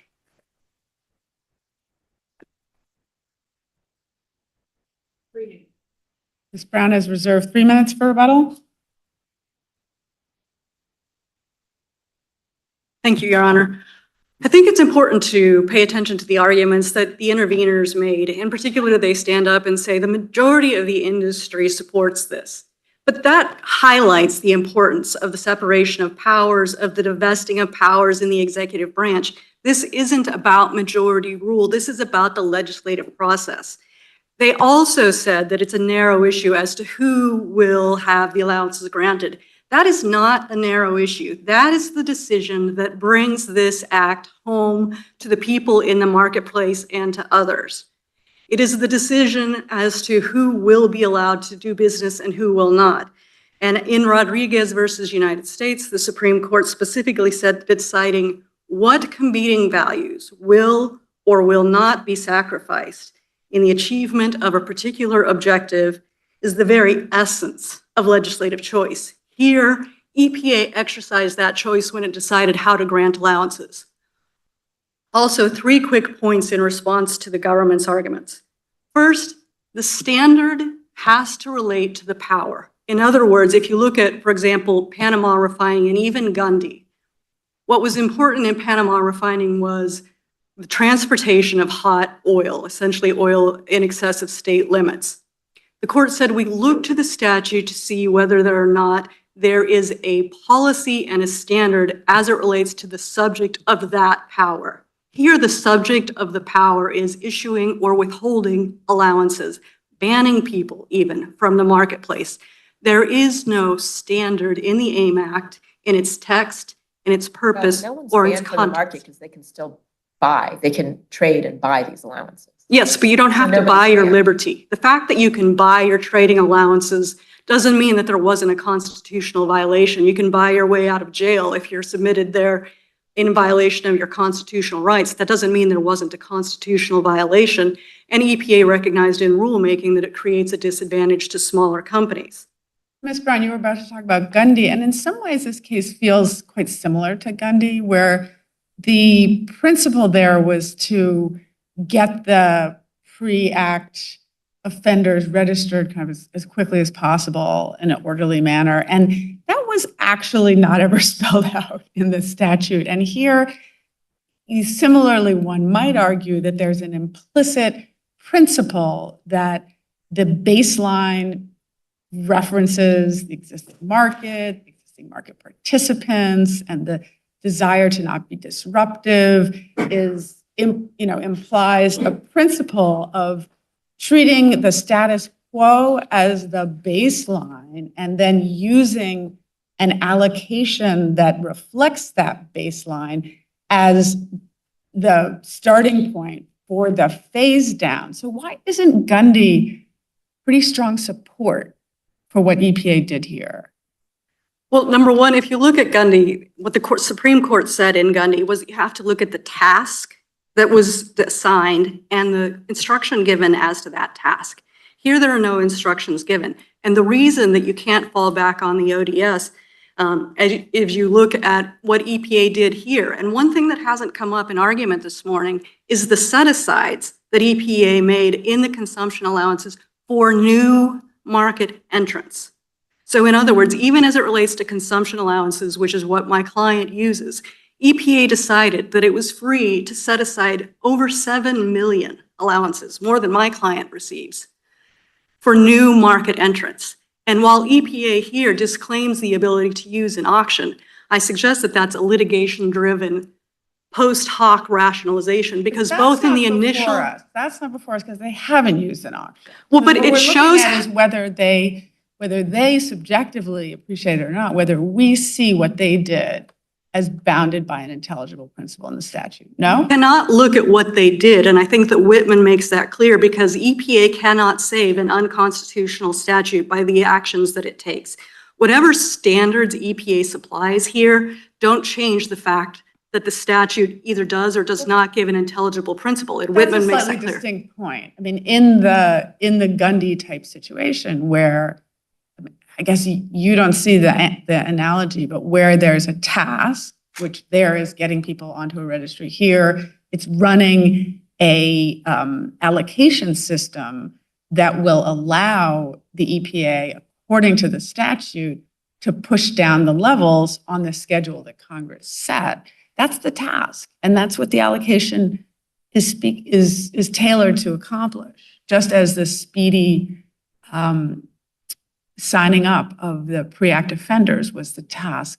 But I think, Your Honor, if you look at Gundy, it is a question of statutory interpretation. So in Gundy, the Supreme Court looked at SORNA and said, if we look at this statute, and particularly if we look at these parts of the statute and we look at the legislative history, those other parts of the statute say that you had to do this as soon as possible. That power wasn't reserved to the Attorney General in that case to either do or do not register pre-existing offenders. Here, when you look at the AIM Act, and you have to look again at the set-asides, and also look at the specific application-specific allowances, The fact that there's a general pool is a creation of EPA's making. And so when you look at EPA's rulemaking, even on the application-specific allowances, EPA said there is nothing in the statute that identifies who's to receive these, and they gave them to the end users. They created an opportunity for new market entrants.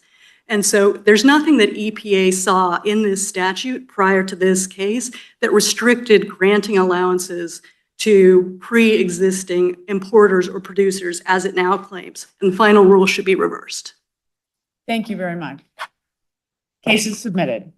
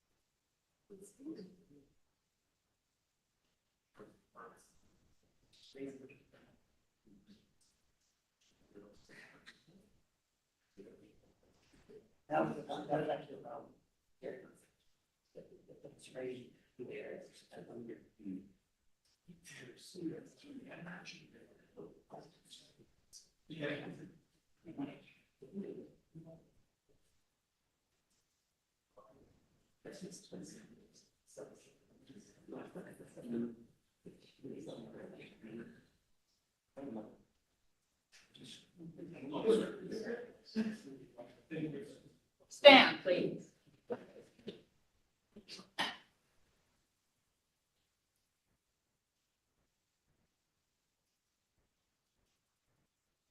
This honorable court is again in session. Be seated, please. Case number 23-7051 et al. Nia Lucas, appellant versus American Federation of Government Employees, AFGE, and AFGE Local 228.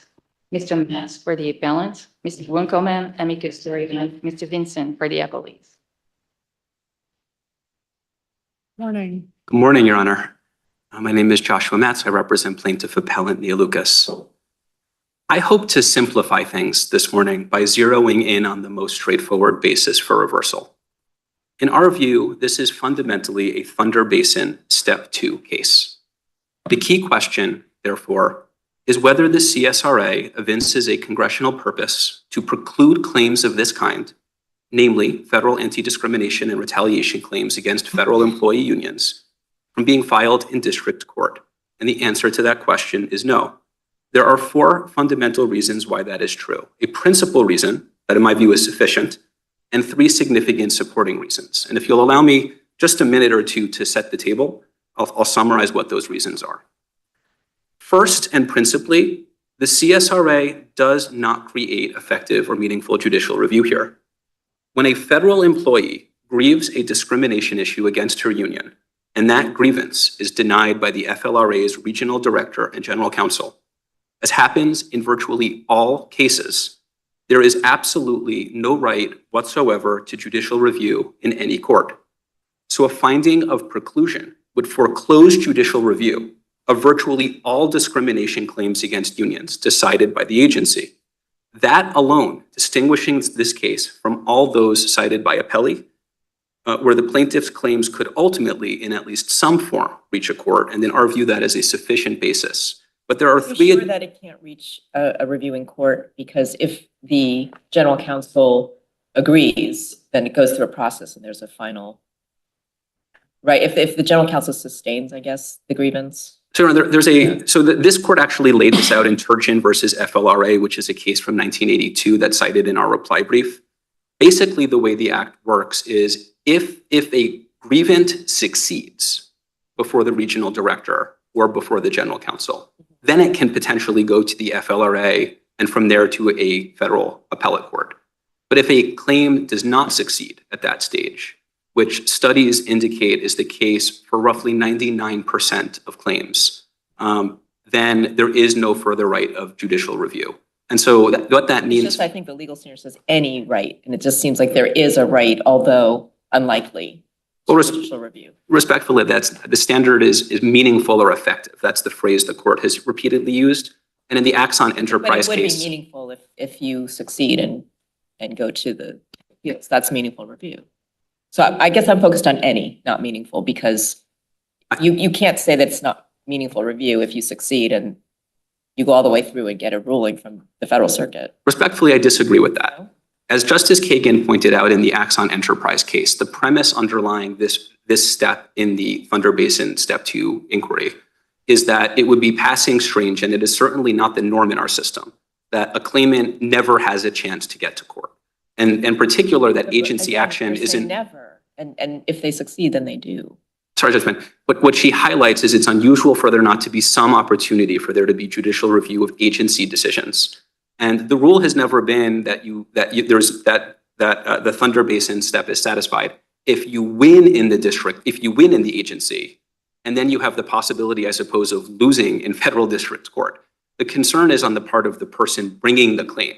Accepting the district court's finding would mean that if the agency rejects the claim of discrimination, which again happens virtually always, then there is no ability at all to get into district court. So the only circumstance where So, judicial Mr. Matz, on this first factor, is there another case other than Axon on which you would rely for showing that this scheme doesn't allow for meaningful judicial relief, or do you think Axon is the best comparison? I think the Free Enterprise Fund versus PCAOB case is our best case on that. And the reason I would refer to that case is there, what the Supreme Court emphasized is that although certain decisions could go to the commission and then ultimately to a court, not all board decisions were memorialized or encapsulated in a final commission ruling. And the fact that there was a gap there where there's some internal process could lead not to judicial review was sufficient to treat that first step as satisfied. And what I would highlight is that having reviewed a great many of this court's cases on the topic, I haven't found a single case in which this court has ever said that if the agency rules against you and you have no opportunity for judicial review, that would support a finding of preclusion. So here's my question about this. So I fully appreciate the argument, but what Thunder Basin is doing is an inquiry into congressional intent, right? It's not that there's a substantive right to judicial review. And instead, one reading of especially Axon, right, is you have an ill fit for this type of claim within the statutory scheme. In other words, its chances of meaningful judicial review are much lower than the normal claims that Congress obviously intended to go to the agency. And the point being that even if you're correct that you only have a low chance of judicial review, it's exactly the chance of review Congress saw sufficient for every unfair labor practice. In other words, you wouldn't be somehow disfavored in terms of your chances of judicial review compared to everything else the FLRA does. Does that concern make sense? And can you? It does make sense. I have two responses to that. And they're sort of different kinds of responses. One response, and this is a sort of bigger points, we can come back to it, is that in addition to the lack of judicial review, we think there are additional features of the Title VII of the Civil Rights Act framework and the ADA framework that would further support not having preclusion here. And I can come back to those because those in my mind are also helpful. But on the specific point that you're asking, the way that the scheme works, as you point out, is that there isn't in general the ability to get federal district court review of agency decisions denying unfair labor practice grievances.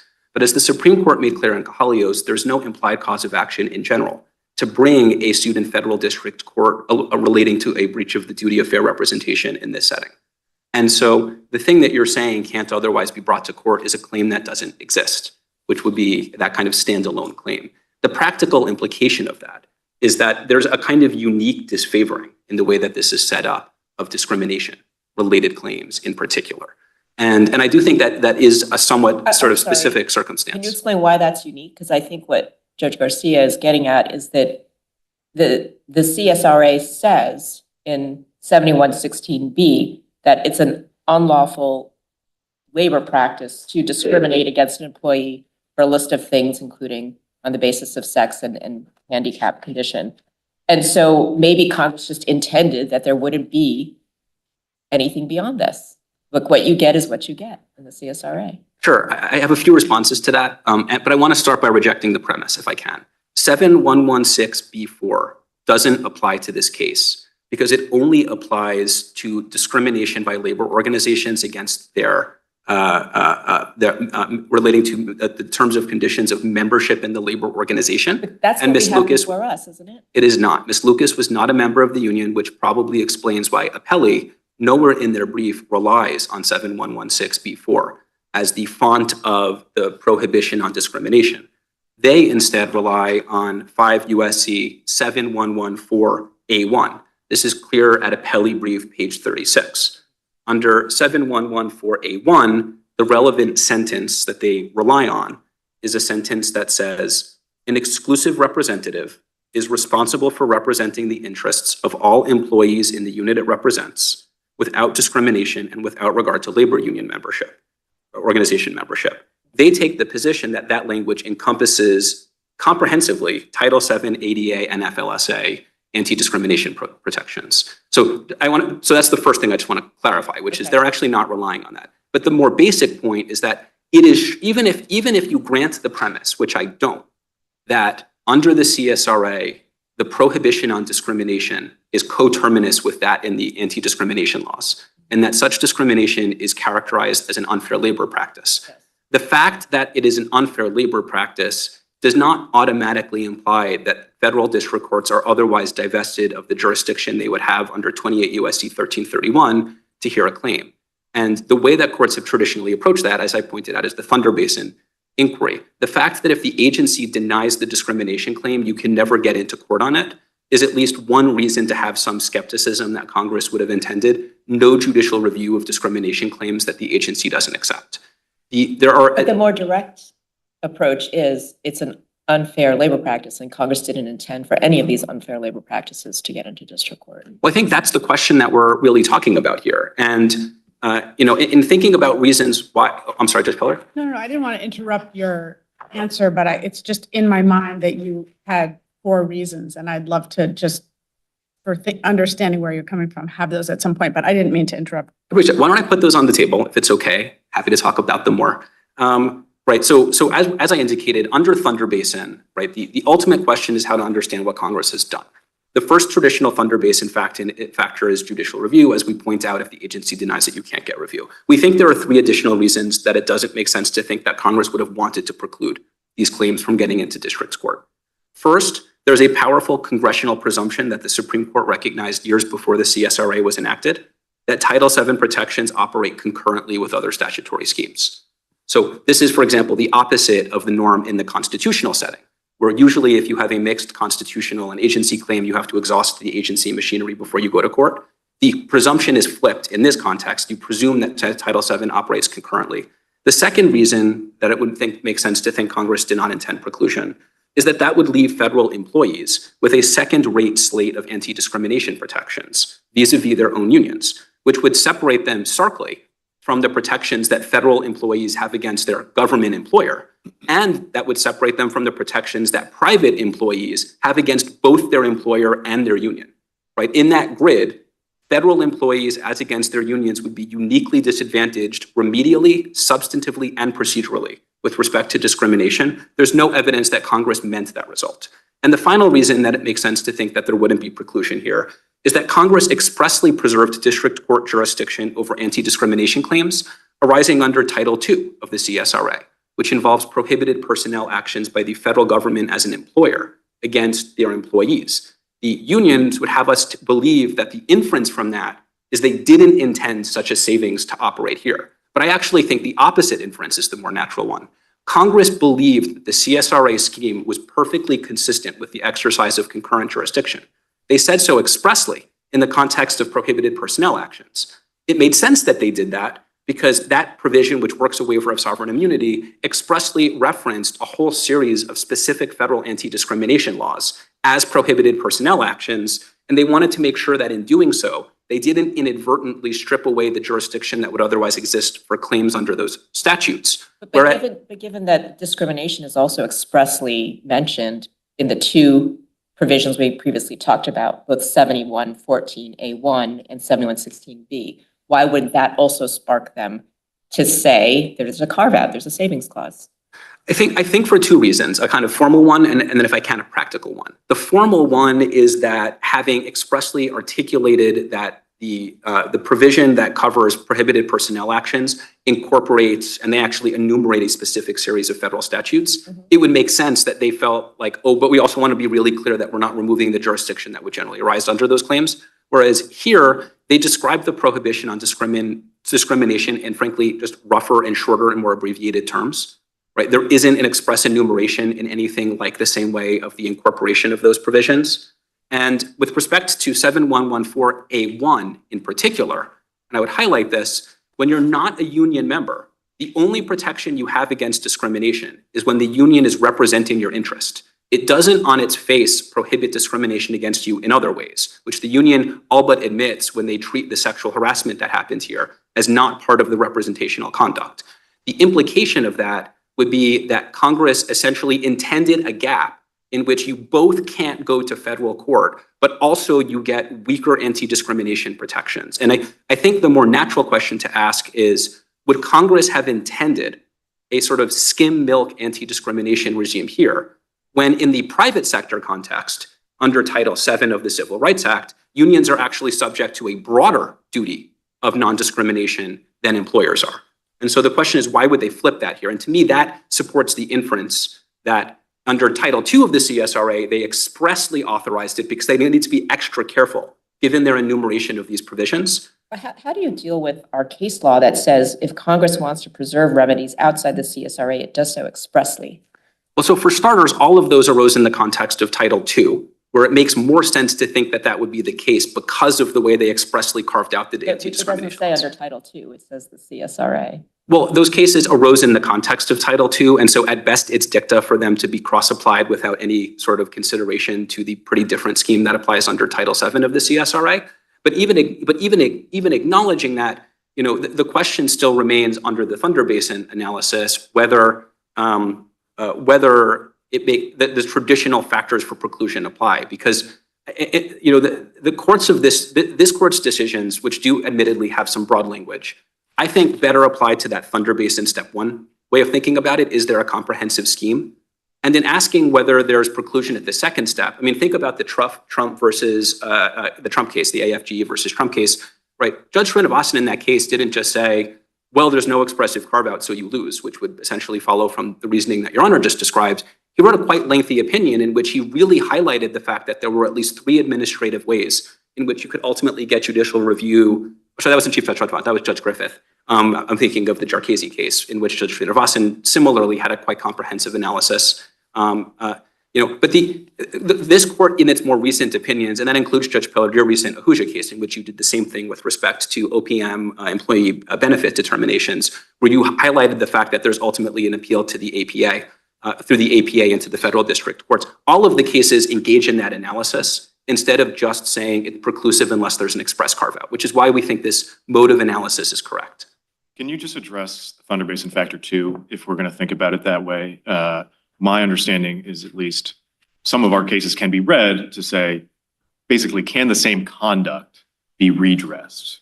Or is this something that is, well, totally collateral to the types of claims that the agency typically considers? And it struck me that that might be a difficult factor for you. What's your argument on Factor 2? That's fair. I'm going to have 2 points. The first is that it's okay if I don't win on that factor. And the second is that we think we have a good argument under it. So let me start with the first point, which is that the Supreme Court and this court have repeatedly emphasized that the 3 Thunder Basin considerations are not mechanical, that you don't need to have all of them, right? The Supreme Court made that clear. In Axon, this court highlighted that in the Trump case.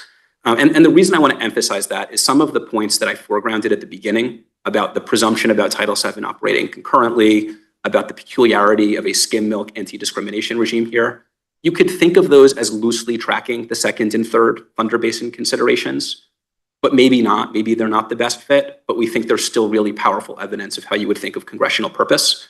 And I just want to emphasize that. But with respect to the second Thunder Basin factor, which is this wholly collateral to the agency's review provisions, that has been spoken about in a bunch of different ways. That factor, I have to admit, has always struck me as not a model of precision. Sometimes court talk about it as does your claim have nothing at all to do with what's going on in the agency process? That's the free enterprise fund way of thinking about it. In other contexts, the court asks, can you get the same remedy, right? Which is how the Supreme Court foregrounds it in the Axon Enterprise case. And in other contexts, it seems to be more of a gestalt inquiry into, does this feel like it's related or not? From the perspective, at least, of the remedy inquiry, which is the Supreme Court's most recent guidance, we think that the remedies that you can get within the agency with respect to discrimination are quite significantly and starkly different, right? All you can get within the agency process, if you make it all the way, which no one does, is a make-whole remedy in general. You can get an informational poster, you can get a requirement of getting back pay, you can get reimbursement. You can't get compensatory damages. You can't get punitive damages. Is it clear that you can't get compensatory damages? It's certainly clear that FLRA doesn't think you can impose penalties, so nothing akin to punitive damages. But you can have a make-whole remedy, and at least I just couldn't find a clear answer about the scope of the FLRA's authority to give a make-whole remedy that looks a lot like compensatory damages. I haven't found a case that says you can't, but I also haven't found anything that says you can. And I've read a lot of FLRA opinions, and maybe my friend on the other side will be able to indicate one, and if so, I'll happily concede the point. But we have not found authority for that proposition. The EEOC, I should note, reached the same conclusion in their amicus briefs based on their understanding of how the FLRA operates. And I would note on this second factor, and this maybe relates both to the second and third Thunder Basin consideration, right? The EEOC has long understood it to be the case that someone in my client's position is not precluded from going the EEOC route and going to that agency and going to federal district court. Also the FLRA. So if you go on the FLRA website, and I'm not sure this is in our papers, and if it's not, and if it would be helpful, I'm happy to submit this in a supplemental letter, but I spent a lot of time on the FLRA website in advance of this hearing. They have a section on their website that is advice for employees who want to bring unfair labor practices. And in that part of their website where they offer advice about what to do if you would like to bring in unfair labor practice, what they tell you to do is to go to the EEOC. Here's the exact language. If you believe that you have been discriminated against because of race, ethnicity, religion, age, gender, national origin, or sexual orientation, contact the Equal Employment Opportunity Commission, or the EEO office at your agency. And when we more broadly, and we do cite these materials in our papers, when we more broadly looked at, has the FLRA addressed these sorts of things, which goes partially to the collateralism angle and partially to the agency expertise angle. The short answer is no. I could not find a single opinion at all of the FLRA in which they resolved, at the FLRA level at least, a claim of discrimination against a union on the protected characteristics at issue here. Right, we don't see the claims against the union, but isn't that language on the FLRA website telling employees it represents what to do in the event that they've been discriminated against on those bases by the employer? It's not, because that's on the page for unfair labor practices, which are distinct in kind from prohibited personnel practices. Prohibited personnel practices govern the relationship between the employer and the employee. Unfair labor practices, which are set forth at 7114B, 5 USC 7116B, govern the relationship between the union and the people within the bargaining unit. So there's a separate page on prohibited employment practices, or that I know there's a separate provision, but you're saying there's a separate page for it? Is this ULP sort of like, you've got a ULP, hey, if there's a discrimination piece of what's happened to you? I'm just trying to, because I haven't looked at any of that. And if it's helpful, I'm happy to just submit the website after the argument. But part of what we struggled with here is it seems to me improbable that there are no instances of federal unions being accused of discrimination on these grounds by their members. But there are, as you know, exceedingly few federal district court cases that address this. There are a few. There's a sort of split of district court authority about whether you can have a Title VII claim in this circumstance.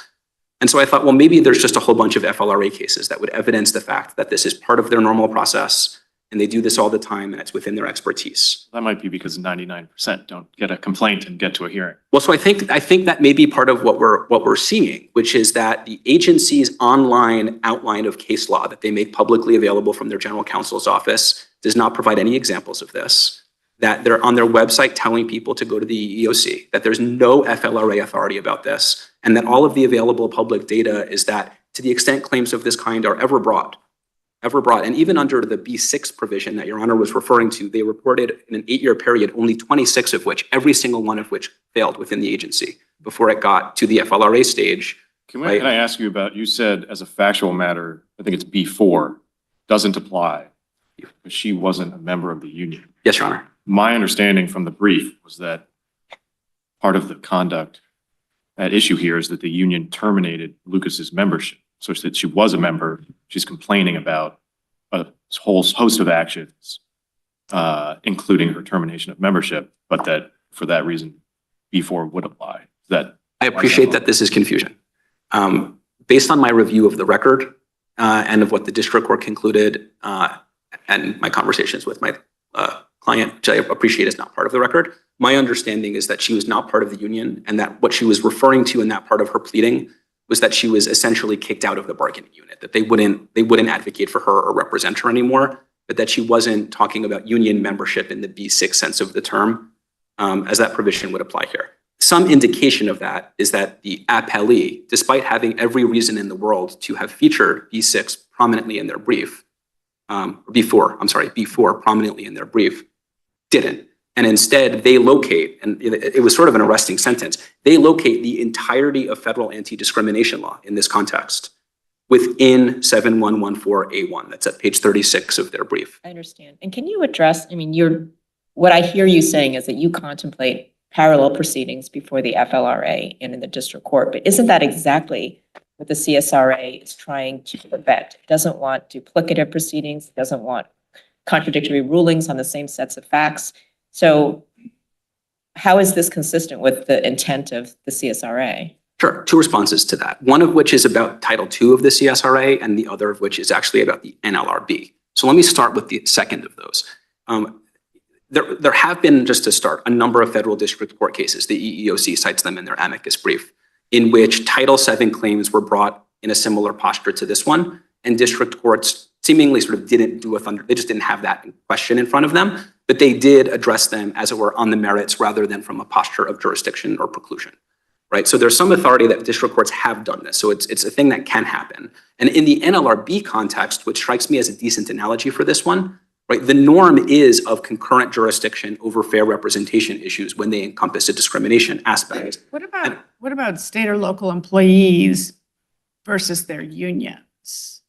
As opposed to, you just refer to the concurrent jurisdiction for federal employees versus their employers. What about state or local government employees versus their unions? Also a good analogy, I would expect, right? The idea that you can have that discrimination by a union against its members can give rise both to an administrative process and jurisdiction in a federal district court over a claim is the norm, not the exception in federal labor law. We have a bit of an odd terrain here where we have circuit precedent of our own building off of Supreme Court precedent about the CSRA that both pre and post Thunder Basin that doesn't use a Thunder Basin analysis. And, one takeaway from that is that it doesn't matter for purposes of understanding Congress's intent in the CSRA, whether the individual may not get as good remedies or even any remedy at all. And I'm just wondering, how do we square that with the Thunder Basin analysis that you lead with, that you feature to the exclusion of all that doctrine? Fair question. The way I would approach that is to say the following. In its most recent guidance on how you approach preclusion in the CSRA context, the Supreme Court in Elgin applied the Thunder Basin factors. I think that by itself renders any other approach inconsistent with binding Supreme Court precedent. Axon Enterprise further confirms that, and this court's recent decisions in cases like the Trump case, the Ahuja case, indirectly the Jarchese case, all support that idea. The more modern cases, and certainly the Supreme Court's guidance, has been that Thunder Basin does provide the appropriate analytical framework from which to approach this issue. Although Thunder Basin does just try to get at congressional intent, and sometimes there's more direct evidence of congressional intent than having to go through those factors. But can you address the case of Spagnola versus Mathis? I'm talking about not the en banc one, but the panel opinion. And that seems to be quite on point in some ways. And are you familiar with this case? This is the case where there was an employee that wanted to proceed under 42 USC 1985-1. Is this the Bivens case? No, well, Okay. there was a Bivens aspect which went en banc, but there was Okay. also a claim to proceed under statutory. I apologize, I'm not familiar with the case. Oh, so it was written by Judge Skelly Wright, and he says, this is section 3 of the opinion, whether Congress in enacting the CSRA may permissibly have foreclosed Spagnola's resort to a pre-existing statutory action is a question entirely distinct from the foreclosure of his constitutional claim. And then he goes on to talk about the statutory, the way CSRA interacts with the statutory claim. And ultimately, he says, CSRA is the exclusive remedy for aggrieved federal employees advancing non-constitutional claims. And that seems to be a pretty strong statement that these Title VII claims would be precluded. Title VII predated the CSRA, and it was a pre-existing statutory claim. And this case says that CSRA is the exclusive remedy. And was that a case that involved a union, or was that a prohibited personnel action case, if I may ask? I believe it was a union. Okay. Mhm. Well, I'll take the court at its word on that. You know, what I would say is that if that were the rule, then a great deal of this court's jurisprudence since then has involved needless expenditure of energy, because there have been a number of cases, including Judge Pillard, your case, the Ahuja case, in which you did not simply say, oh, well, there's a challenge to this OPM personnel action, the CSRA is implicated, it's a statutory claim in character, therefore, you know, cite that case, it's over. Right? This court has repeatedly gone through that analysis, including in the Trump case. And I, you know, in some ways, I think that there's a collision of two instincts here.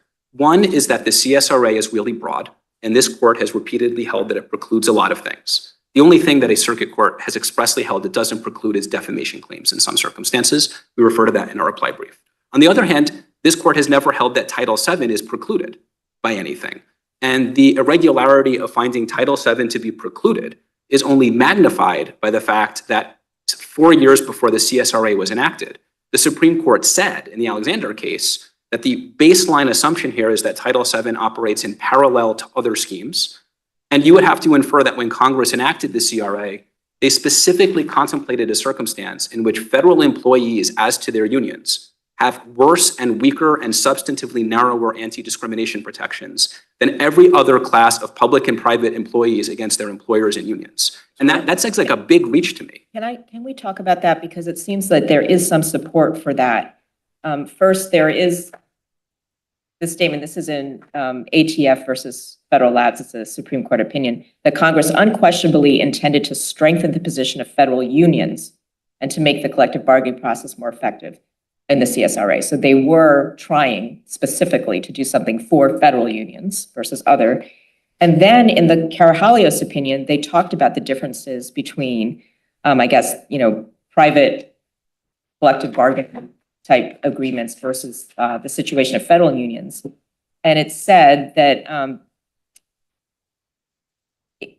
it's finding an implied right of action for a duty of fair representation, the NLRA. And it stressed that by providing for exclusive bargaining agents, the pertinent statutes deprived bargaining unit employees of their individual rights to bargain for wages, hours, and working conditions. So it was critical that unions be required to represent all in good faith. That's the private unions. Mhm. However, Title VII operates in a different context, Title VII of the CSRA. As the United States, as amicus explains, the federal employment does not rest on a contract in the private sector sense, nor is it clear that the deprivation of a federal employee suffers from the election of a bargaining agent, if there is such a deprivation, is comparable to the private sector predicament. Moreover, the collective bargaining mechanisms created by Title VII do not deprive employees of recourse to any of the remedies otherwise provided by statute or regulation.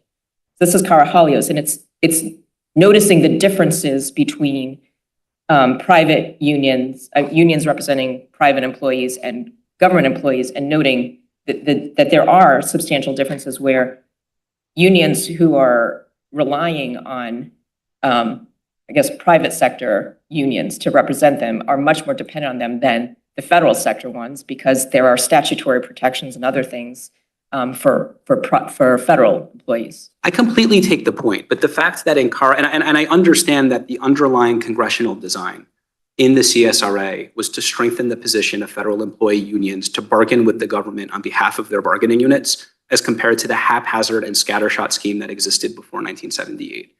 But it doesn't follow from the fact that Congress intended to strengthen the positions of unions in bargaining on behalf of their employees, on behalf of the members of their bargaining units, that it also intended to strengthen unions' abilities to engage in race and sex discrimination against the people they're supposed to represent. I just don't think that follows. And it's true that in Carajalios, the court made clear that it was reluctant to imply a private right of action under the jurisprudence that had developed around implied causes of action that had kind of overthrown the ancien regime and replaced it with a more stringent approach. And in doing so, it highlighted that the statutory structure was not one that seemed to contemplate freestanding federal causes of action for DFR claims. But here, we're not talking about whether to imply a cause of action. We're talking about whether to strip courts of jurisdiction over Title VII claims. I totally understand that. This just speaks to the idea that there are reasons to treat public employee unions differently from the ones that represent private employees. I agree. And to me, the question is, how do we think Congress intended that they be treated differently? And did Congress intend that they be able to discriminate more? And that if they did discriminate more, that there would be fewer remedies and worse procedural protections available to those against whom they discriminated. And I don't see evidence of that. It just seems that seems to be the case in many of these CSRA cases where they find that all these other things are precluded. Other people can bring these claims, but you can't under the CSRA. Why is this any different? I disagree with that, Your Honor, respectfully. I mean, in all of those other cases, every case cited by appellee, every case by this court made clear that a significant part of its conclusion was that the dispute could ultimately go to a court for review. There were cases where it said you can't have a pre-enforcement challenge, you have to do it in the context of a concrete bargaining dispute. There were cases that said, we're not going to... Cases that say you don't have a claim here, and just because you don't have a claim here and you can't have a claim anywhere doesn't mean that you get one. And then we have cases that say it doesn't matter what the remedies are, because it seems to me that the CSRA specifically talks about discrimination. It's not like this is something new. And you're saying, well, Title VII gives us remedies of damages and attorney's fees, but we have case law that says remedies doesn't matter. It's about the comprehensiveness of the scheme. I just think it's hard to get around the case law. I mean, if we were writing on a clean slate, it might be different. I think given everything that's here, I think your position is difficult. I appreciate that. I believe you can and should get around the case law that you're describing. And if you'll allow me to draw a few distinctions to help you do it, I'll do that right now, right? Some of those cases are really highlighting the fact that pre-enforcement or systematic or nationwide challenges are not the appropriate means by which to attack certain alleged illegal action, right? That's the Air Force case, that's the Trump case, there's a number of other cases in that line. But in all of those cases, the crux of the court's reasoning is you can still challenge this, you just have to do it in a more concrete, individualized way that can still go to a federal appellate court for review at the end of it. That isn't the case here. Then there are a number of other cases in which the court says, and this is kind of like how Carajalios reasons about it, and there's a few others as well, that, with respect to a class of persons who don't appear to have any rights vested in them by the statute, we're not going to infer that they should have a right because the scheme otherwise looks like Congress tried to pretty clearly decide who gets rights and who doesn't. And so we're not going to imply causes of action on that basis alone.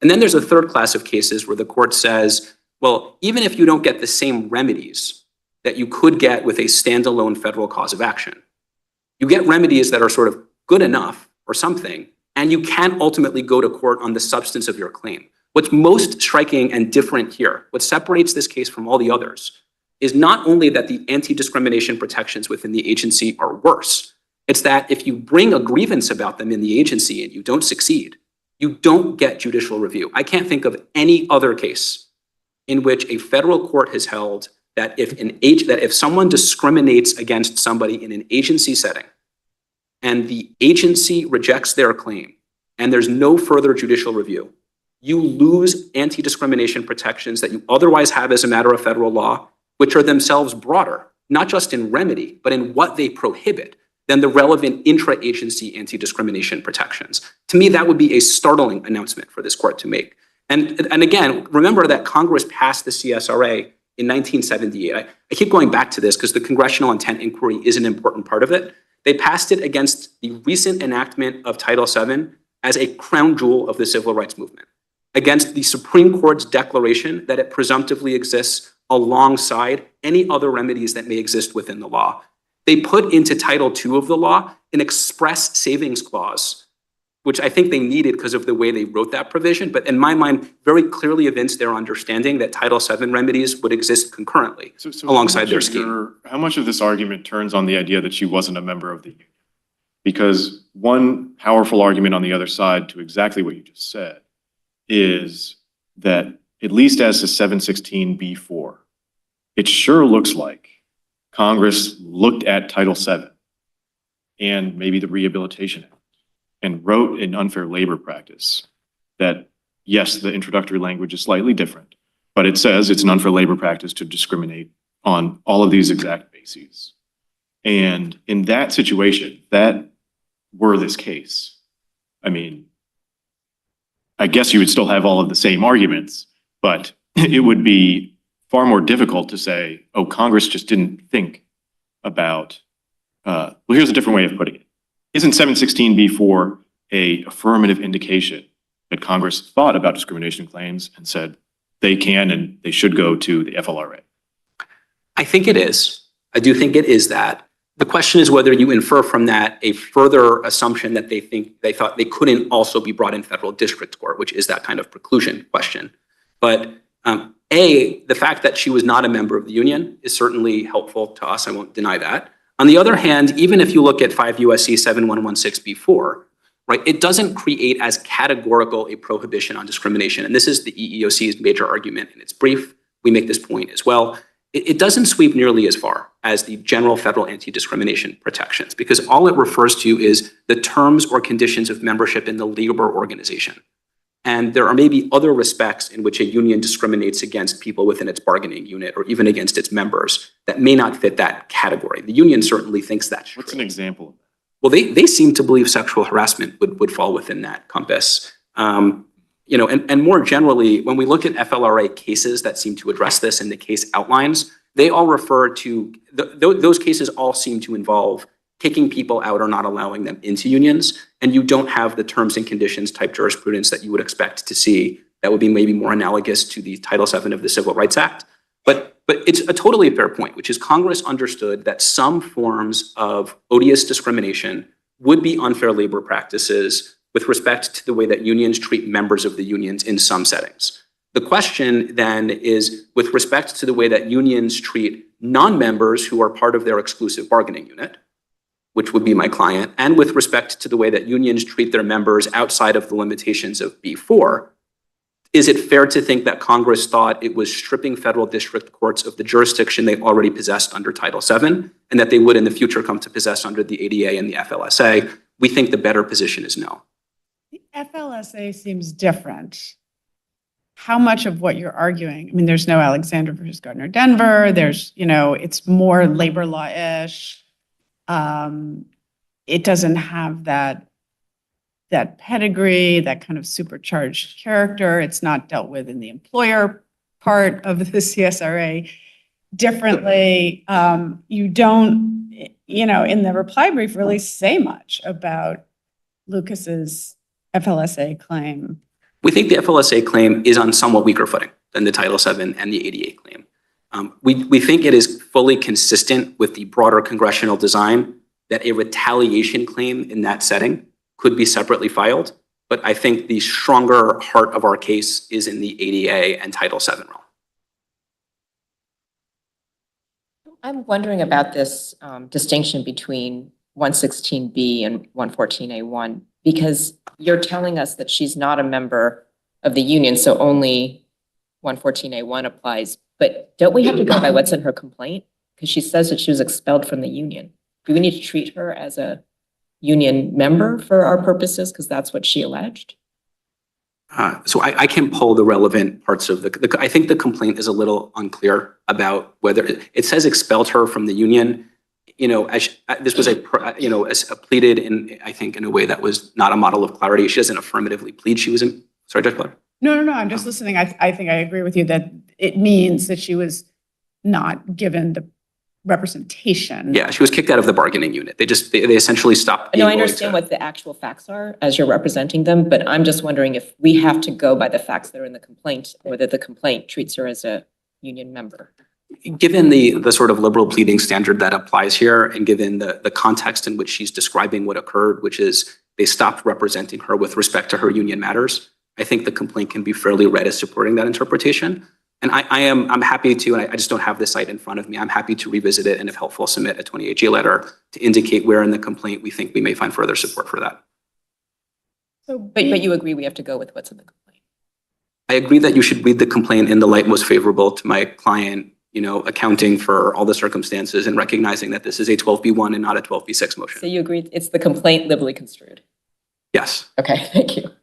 I'm sorry, go ahead. It's certainly nothing else. Okay. It's certainly nothing else. But again, I have to be clear. Our case does not hinge on the inapplicability of 7116B4. We think that it is even clearer with respect to non-members. But as I explained in my colloquy with Judge Garcia, and as I think Judge Pellert has also brought out, right, there are a number of respects in which it is not apparent that B4 evinced that congressional purpose to oust district courts of the jurisdiction they'd otherwise possess. I would like to go back to Spagnola, if I may, and I'm sorry that I know that you haven't read this, but okay, I'm told that it is against an employer. But so given that it's against an employer, but it speaks broadly about the CSRA, how should we look at a case that says that, you have no statutory remedy Sure. for existing claims? Let me answer that more broadly. This court has a bunch of cases in the employer context, which is Title II of the Civil Service Reform Act. As we've already had a colloquy about, that is written differently in a number of respects, including its express invocation of the anti-discrimination protections, the express savings clause for jurisdiction. And this court, in deciding those cases, this court has used some broad language to describe the CSRA. But haven't we also used broad language to talk about the union provision, to say that it also is a comprehensive scheme intended to do all the things that Title II does? Well, you haven't said it's intended to do all the same things as Title II, because it obviously exists for a different purpose than Title II. It does, but in terms of being comprehensive. I think the court has said that in a way that does, from my perspective, make this not a Thunder Basin Step 1 case. But if the court's early holdings on that point were taken as foreclosing any possibility of any statutory claim outside the CSRA framework, then again, there have been a number of recent decisions from this court, including the Ahuja case, that don't, in my mind, make a great deal of sense. I think the way the court has understood that language is, if you want to call it, as a thumb on the scale. The court is clear, and I won't deny this, the court has made clear that there is a broad effect of this statute, that it covers a lot of ground, that it is preclusive against the APA and against Bivens and against a variety of other types of claims, for all of which you could go to federal district court and get review if you lost in the agency, and which didn't have the same history as these anti-discrimination laws. But I don't take those cases as a categorical statement that that everything is precluded by the CSRA without regard to Thunder Basin or anything that follows it. And to the extent they said that, I think they are incompatible with Elgin and Exxon Enterprise. So if we look at Spagnola, it says that all pre-existing statutory claims are precluded by the CSRA for employment cases. What would be the reason to distinguish the union cases? Other than the fact that it's a union case versus a employee case. The fact that you're interpreting Title II of the statute and not Title VII, and you're just using the word CSRA, if I'm honest, strikes me as some overdrafting. I don't think that when a federal court issues an opinion about Title IX of the Civil Rights Act, right, governing gender discrimination in employment, courts don't ordinarily assume that also comprehensively applies to Title VII and to Title VI and to every other part of the Civil Rights Act, even if in the opinion they refer to the Civil Rights Act. I think referring to the CSRA as a shorthand, because the actual acronym for Title VII, the FRM, it's long and annoying and none of us I'd know it, I assume, and I certainly couldn't pronounce it right now if I tried. I think LMRS. Just like I haven't spent this argument referring to Title VII, because it turns out that would be very confusing, right? I think courts use, right? I think, there you go. I defer to the court, right? But just like courts refer to the CSRA in those cases, they're simply not referring to the set of statutory provisions that we are interpreting here and from which we have to divine congressional intent. And if the question is, did Congress in Title VII of the CSRA intend to create a skim milk anti-discrimination regime for this class of people against their union. Unlike in the private sector and unlike everywhere else in the public sector, it would seem to me that you would find some evidence somewhere of that purpose, and there's no evidence of it to me. But why isn't the evidence that they put it in this 116B provision, made it a ULP, and we all know that if it's a ULP, you don't get to go to federal court. Yeah, I mean, That's their intent. They put it in this provision. and I, at the risk of repeating myself, right, I think that provision is narrower than the substantive anti-discrimination laws. The EEOC emphasizes that it's clear on the face of the language, which refers only to membership in the labor organization and doesn't refer more broadly to any of the activity by the union, which is what you see in 42 USC 2000, whatever it is that governs unions, right? So it's a narrower provision than that. And the fact that Congress would have made some discrimination by unions against their members with respect to the membership in the organization an unfair labor practice, it doesn't automatically follow from that they would have intended to preclude the presumptive existing baseline protections that the Supreme Court had just told them were baseline, and that they are expressly carved out elsewhere in the statute where the need to do so was highlighted by their direct incorporation of that law. So it's not context or fact specific. There's no CSRA preemption of Title VII or ADA claims against unions. It's just parallel to the express employer preservation. That's your position. That would be our position. And to the extent the court is in doubt, I would emphasize that at least as to a non-union member, the case is stronger still. Right. Thank you, Your Kept Honor. you up for a long time. Thank you. Thank you for your questions.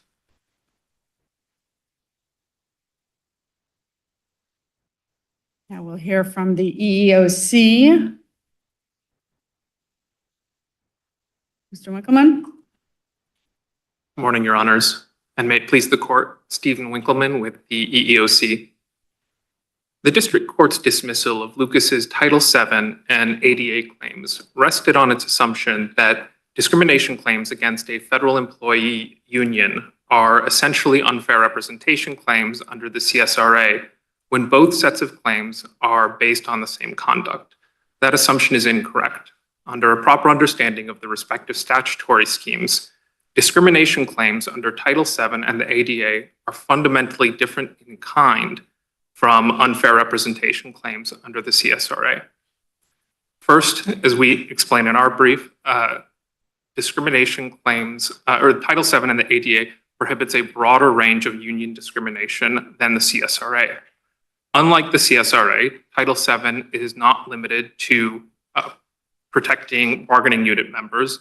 It is not limited to discrimination with respect to the terms and conditions of union membership, and it is not limited to rights arising under a collective bargaining agreement.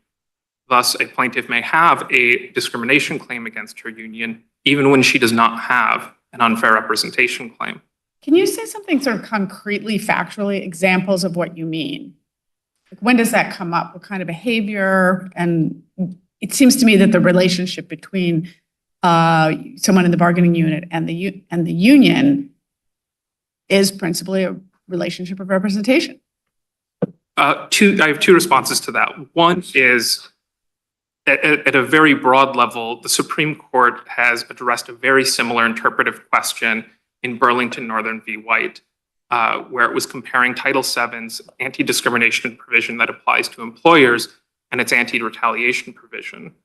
And what it held is that the anti-retaliation provision is broader in scope than the anti-discrimination provision that applies to employers, because that provision is limited to discrimination with respect to the terms, conditions, and privileges of employment. That same reasoning applies with equal force in comparing Title VII's union provision and the CSRA anti-discrimination provision in 7116B4. Can I ask you a question about this? Because if the facts before us are that it's the exact same conduct that underlies the unlawful labor practice as well as the Title VII claim, that's kind of a different question, because it could be that there might be some instance in which there are Title VII claims that are not subsumed. But on the facts before us, it seems that the district court found, and I think everybody's conceded, that this is the same conduct. So we could do a narrower ruling that just addresses when the context is exactly the same. There is no Title VII freestanding claim. Well, that actually leads to the second response I was going to provide, which is one example of conduct that would fall outside the scope of the CSRA, but would fall within Title VII scope, occurred in this case. There was some harassment, I believe Lucas alleges that some of the harassment that occurred after her employment with the SBA ended. And the FLRA dismissed her claims premised on that conduct, specifically because it fell outside of the union's duty of fair representation. And So even if it related to the duty of fair representation, if she wasn't an employee, she couldn't bring it? At least that's the way that FLRA treated her claim, was to dismiss it, because at that point it reasoned the union could not have violated its or breached its duty of fair representation. Well, could it? Was it wrong about that? Because I was just going to ask, I suppose sometimes unions work for former employees grieving, for example, their dismissal. So does the union's duty to represent outlive the employment? Your Honor, there may be circumstances in which that occurs. We haven't taken a position on that. And but if it certainly, doesn't, then in what respect does she have a claim against the union?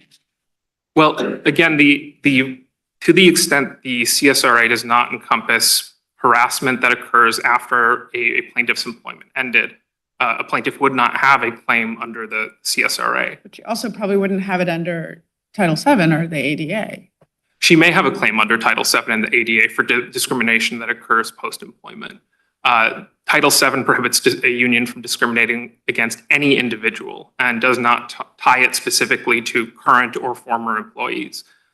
So a union's harassment of a former member would fall within the scope of Title VII. So I'm sorry, I just want to make sure I'm understanding this. Is it correct that if a employee is sexually harassed by a union representative and then is no longer an employee, she can't bring an unfair labor practice claim? Again, we haven't taken a position expressly on whether that would be the case, but that at least it's harder to see how that would fit within the or fall under the CSRA. And in fact, again, that's how the FLRA treated Lucas's harassment claim here, at least the harassment that was based on conduct that occurred after her employment. The other thing I will note here. Okay, I'm sorry. So even if it is still within the context of a bargaining relationship or a bargaining unit relationship, if she's no longer a employee, there's no claim. It's difficult to see how that harassment would be part of the bargaining unit relationship. My understanding is, based on her allegations, is that the former president of her local called her and made harassing statements or abusive statements over the phone. It was all, I mean, based on her complaint, it's all in the context of, and failed to represent her in her grievance against the agency in light of this, based on her sex or based on her sex. It's all tied to the union representation in her complaint. Respectfully, I would disagree with that characterization. I think the discrimination that Lucas identifies in her complaint generally falls into two categories. One is the failure to represent her in her grievances or in her arbitration against her employer. But she also alleges that the former president of her local sexually harassed her over a period of time. If you could point to the parts of the complaint that you think separates it from the representation, that would be helpful. Because I see she said she had to endure a hostile work environment in order to continue with the arbitration. That's paragraph 107. And from my reading, we looked for this. It looked like all of the allegations of sexual harassment were linked to the representation. They were linked only in the sense that the individual who was harassing Ms. Lucas was the same individual who was initially representing her in her grievance and arbitration proceedings. I understand, but we looked for it and everything linked the sexual harassment. It was because he was a union representative, but it was also linked to the fact that therefore he wasn't representing her properly. So if you can find it, well, I don't have the paragraph at hand. We're happy to submit a supplemental, but she does allege that the former president made sexual advances that happened during the course of the during the course of his representation of her in the grievance and arbitration proceedings. But the fact that they happened at the same time, I don't think necessarily means it was tied to the representational activity. No, what she said was in order to continue the arbitration, she had to endure a hostile work environment. It's paragraph 107. But again, Your Honor, I think construing that, construing her complaint liberally is that there is at least some of the harassment that occurred, again, concurrently with her representation by this individual. But the fact that she was... But if it were the case that the factual allegations are completely congruent, that the Title VII claims are completely congruent with the ULP, does that change your position or the argument? That doesn't change our argument, Your Honor, because what we are, the central premise is that discrimination claims are fundamentally different in kind from the unfair representation claims. There may be circumstances in which some conduct constitutes both unfair representation and discrimination, but there are going to be other types of conduct that constitute discrimination but not unfair representation. But in an individual case, if all the conduct is the same, you would still maintain that? Yes, Your Honor, and my part because it would be possible, even when it's the same conduct, it would be possible for the plaintiff to prevail on the discrimination claim and fail under the unfair representation claim. And that's essentially the conclusion that the Ninth Circuit reached in Garrity. And that's because the unfair representation claims under the CSRA are subject to more demanding substantive requirements.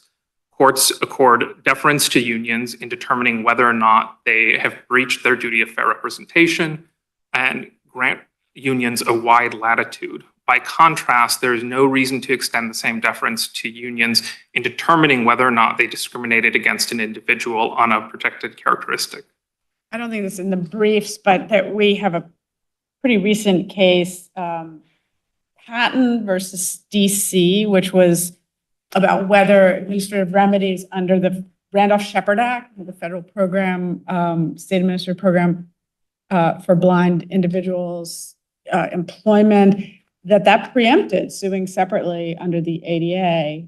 And so it seems to suggest that there just isn't, something special about anti-discrimination statutes, that they cannot be preempted or displaced by an administrative regime that may have lesser remedies, that may not, typically doesn't have de novo judicial review.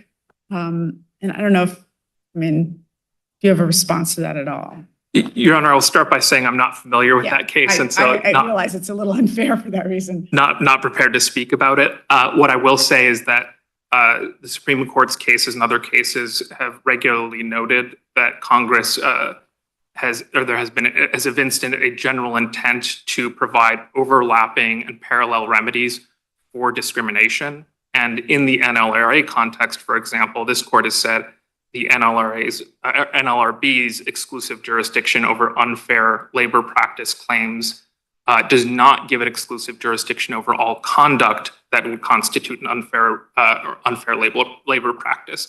And that extends with equal force here. The FLRA's exclusive jurisdiction over unfair representation claims does not extend to all conduct that could constitute unfair representation. Just one question. So assume that they were perfectly overlapping. I understood one of your main arguments to be that a key feature of Title VII and ADA, and the ADA is they provide compensatory and punitive damages because Congress thought those were the remedies you need to eradicate these opprobrious types of discrimination. And so is that correct? Do you think that's an independently sufficient reason? If we're asking, did Congress intend to strip this away from public sector union employees and only those employees? What role do you think that disparate remedy should play in our analysis? I don't know that it's independently sufficient, but it's certainly relevant. We have not taken a position on whether Thunder Basin is the appropriate framework within which to consider whether the CSRA precludes Title VII. But I will say that this court has recognized that under Thunder Basin, in determining whether a claim is wholly collateral to the comprehensive scheme, you look at whether the plaintiffs aim to obtain the same relief they could seek in the agency proceedings. So the fact that compensatory and punitive damages would be available in a district court, but not in the administrative scheme, is at least a relevant consideration. Okay, thank you. Are there reasons that Thunder Basin would not be applicable? But again, Your Honor, we have not taken a position on whether Thunder Basin is the appropriate framework, and that's largely a function of the way this case arose in the district court. Yeah. All right. Thank you. And we'll hear now on behalf of AFGE from Mr. Vinson. Thank you. When Congress enacted the CSRA, we know that Congress gave deliberate thought to discrimination vis-a-vis the unions and their bargaining unit employees, because it said so in two different places, 5 USC 7114A1 and 7116B4. The meaning of discrimination in 7114A1 cannot be narrower than the discrimination listed in 5 USC 7116B4. The 7114 lays out the duty of fair representation, and it says that unions who are the exclusive representatives cannot discriminate, must represent the interests of all employees in the unit without discrimination and without regard to labor organization. So there are two things that are under consideration. Without discrimination, which we find in 7114A1, and with regard to labor organization. Here, it's clear that Lucas is simply repackaging her ULP claims to get another bite at the apple regarding the union's conduct. This court should reject that notion.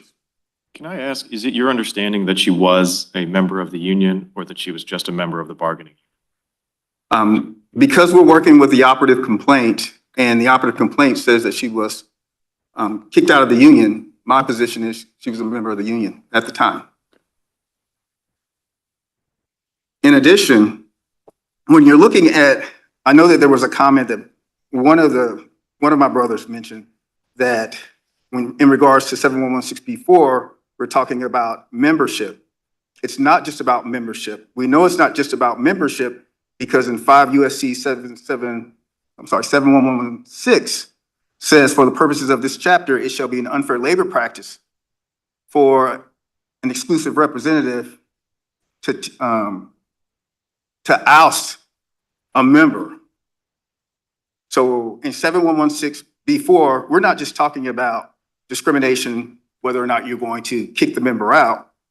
We're talking about the terms and condition of that membership, whether or not they get represented properly based upon their race, or that they're not getting represented improperly based upon their race and all the protected classes. Regarding the Thunder Basin, we rely on Trump. Trump is on point here. In the AFGE v. Trump, this court said that AFGE would be able to get meaningful review by filing ULPs. That is what Ms. Lucas has done here. The fact that Lucas's claim was dismissed was only because it was untimely. We can't reward her for an untimely action on her part. To award her with allowing her to proceed in district court based upon there's no meaningful judicial review in her case because her case was dismissed would undermine the purpose of the statute. That would allow plaintiffs like Lucas to circumvent the statute altogether by filing a complaint late and then saying, well, we get through the Thunder Basin factors because I can't get any meaningful judicial review. It seems like fundamentally that point is that you think it would be really strange for there to be a ULP proceeding before the agency based on the same facts at the same time as a Title VII claim based on the same facts. Correct. And one of the key responses from Lucas is that that's how it works everywhere else other than in suits involving public sector unions. So it kind of raises the question, why in this context and in only this context, not for suits against agencies, not for suits against private unions, why would Congress have wanted to preclude the ability to have a resort to this fundamental, Title VII ADA type remedy? Okay. When you think of the purpose of the overall CSRA scheme, it was to prevent claims being litigated in different forms, facts being developed on those claims in different places, coming up on review. And what what Congress said is we're going to remedy all of that. We're going to create a comprehensive scheme that's going to address any type of labor management relations issues that would prevent this type of duplicative litigation. My brothers point to private sector law, but that argument is weak. In the private sector, the unions are governed by the NLRA, and the NLRA, unlike the CSRA, does not have exclusive jurisdiction over their unfair labor practice complaints or their duty of fair representation claims. Section 301 of the LMRA allows union members, employees to go into district court with those claims. So to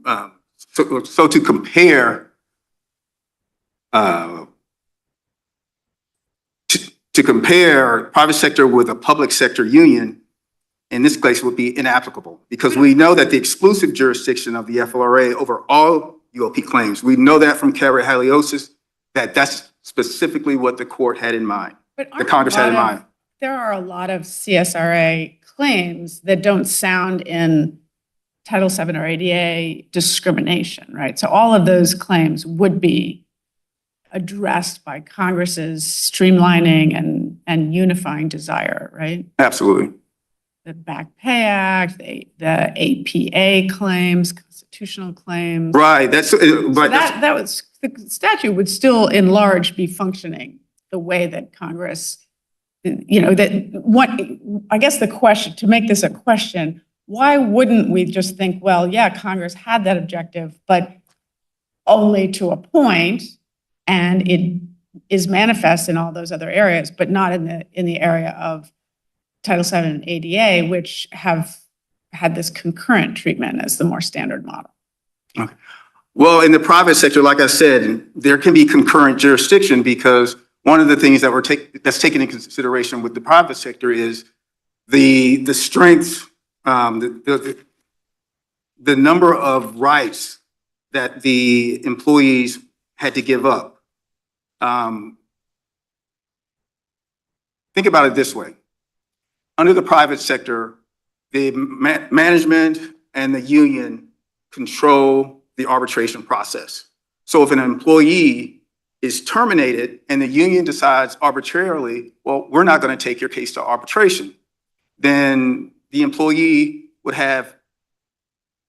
he or she would be out of luck. The courts wanted to balance that power.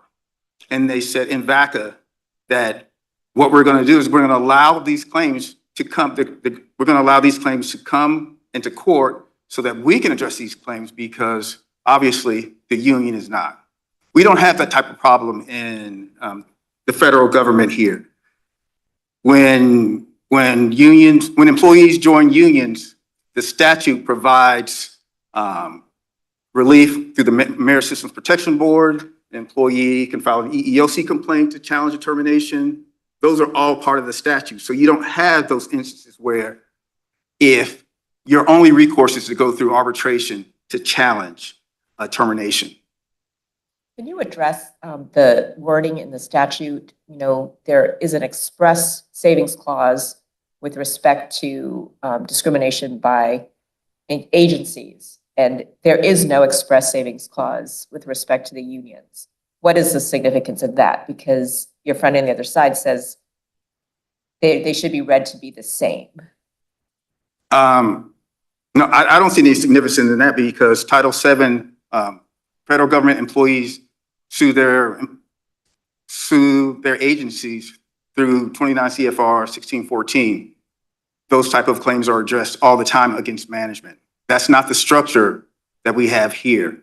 The CSRA, the FLRA governs the conduct of the union, not district courts. So I don't find any significance in that at all. I meant the significance of the fact that there's express language in the statute dealing with agencies.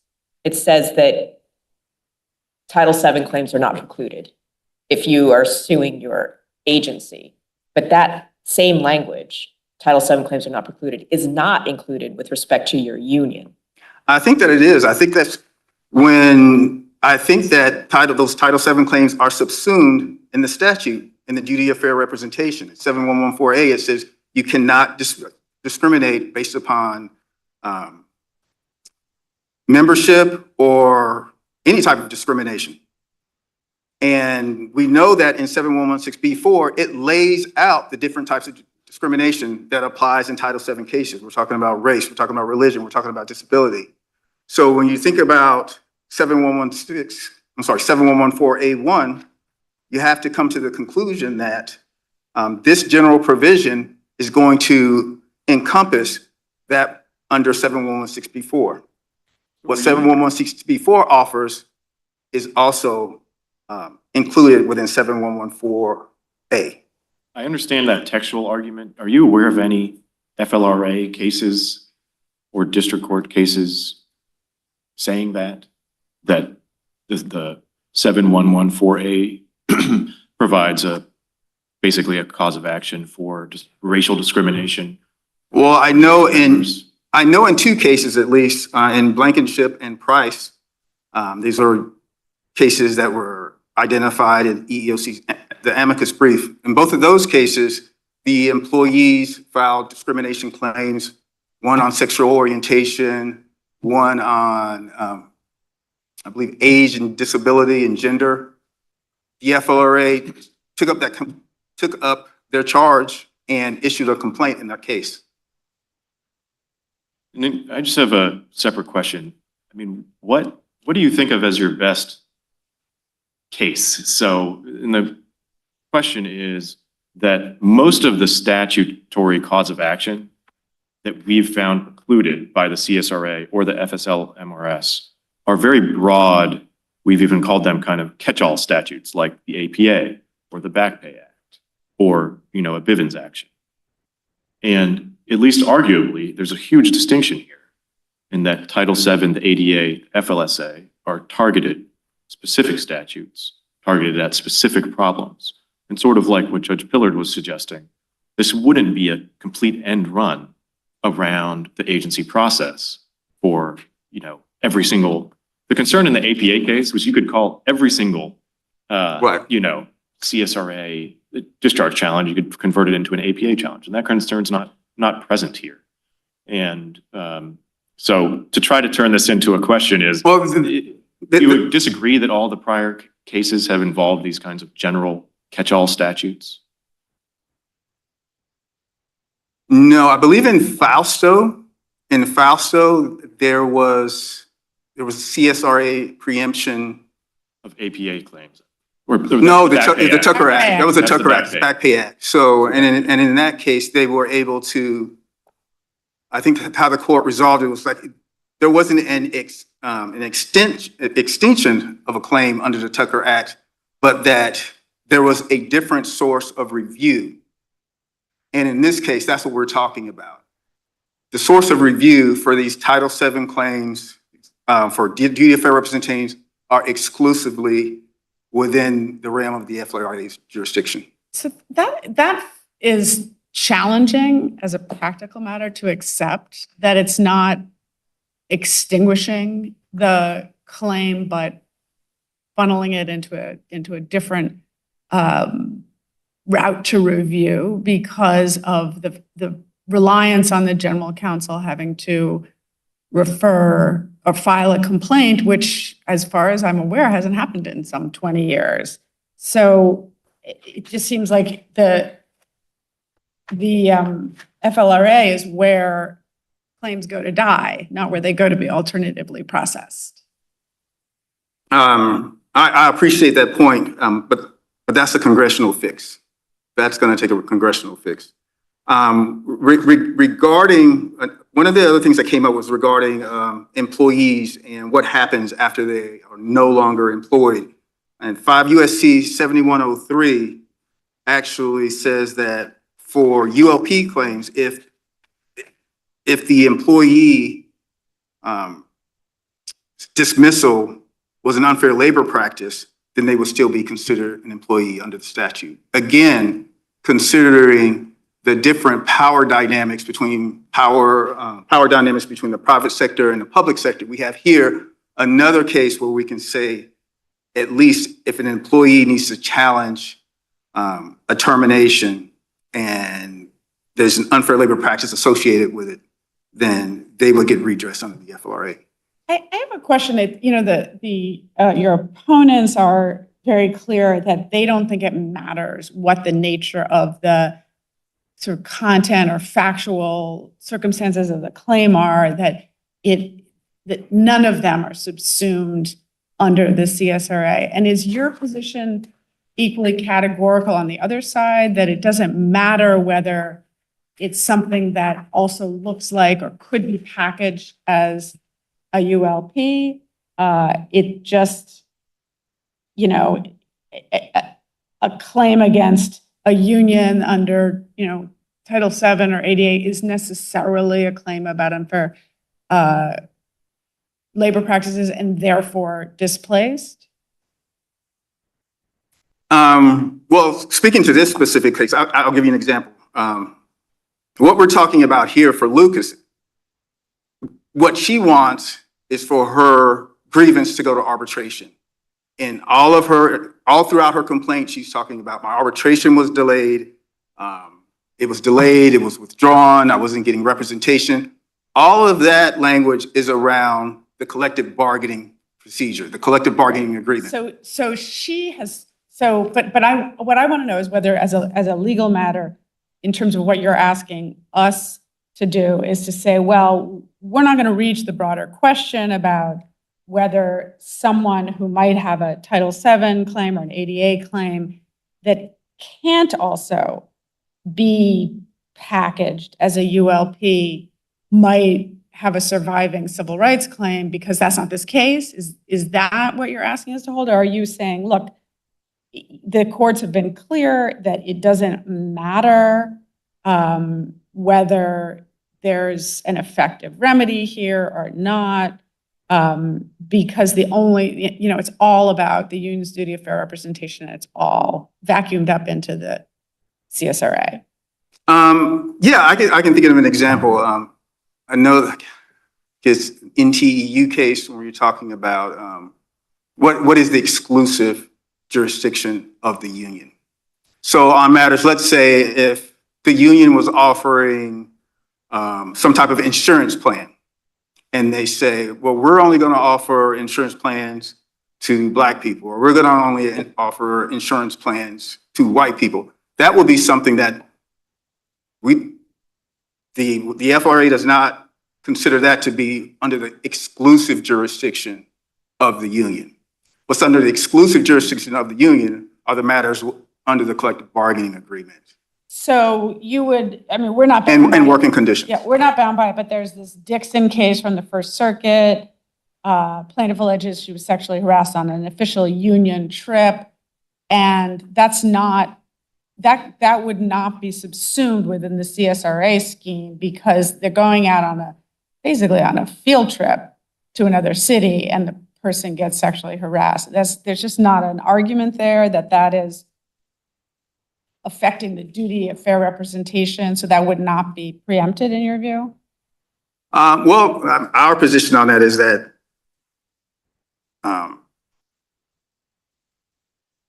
those type of hostile work environment claims don't apply to unions.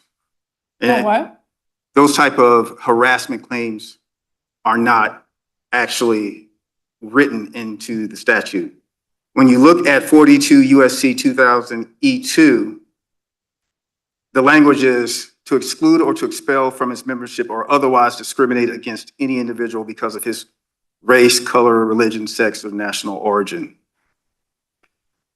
When you compare that to the employer practice where it says it's an unfair labor practice to fail or refuse to hire or otherwise to discriminate against any one individual with respect to his compensation regarding the terms, conditions, or privileges of employment.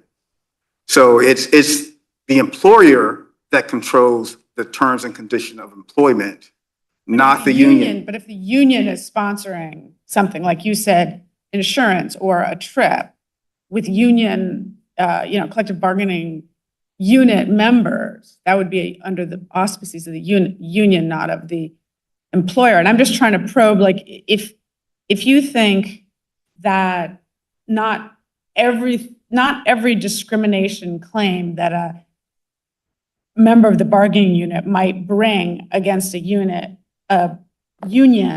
is necessarily packageable or susceptible of being treated as a breach of the duty of fair representation.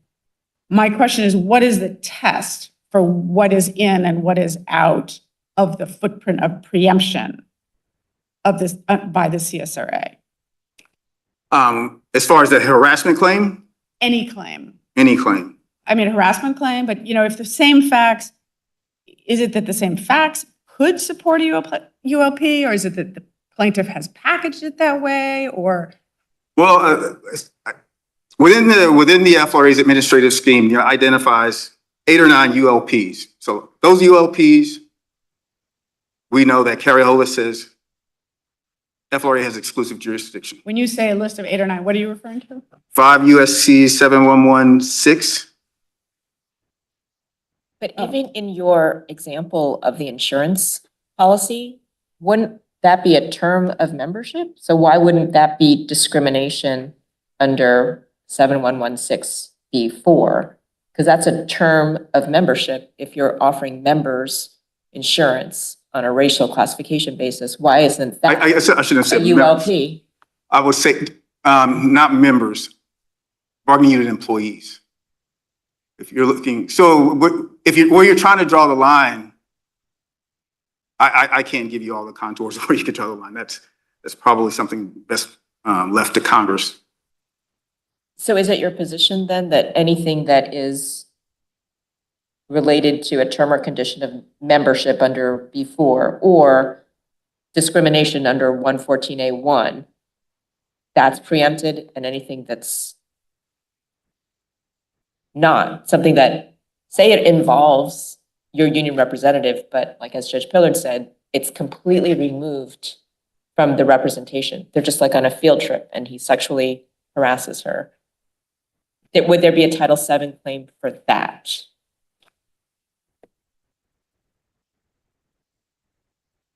Well, like I said, I don't read the hostile work environment theory as to unions.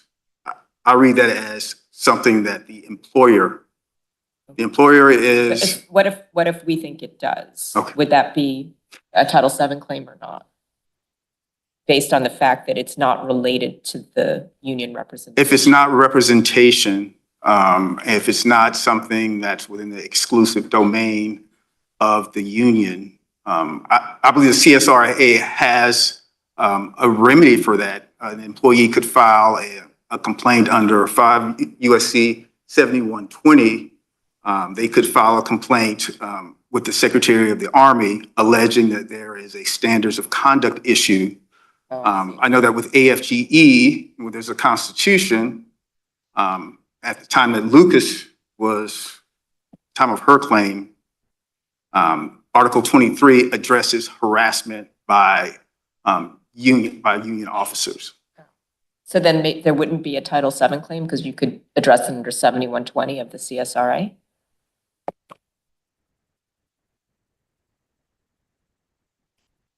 Well, it's hard to say that sexual harassment is representation. I will concede that. But that is not representation.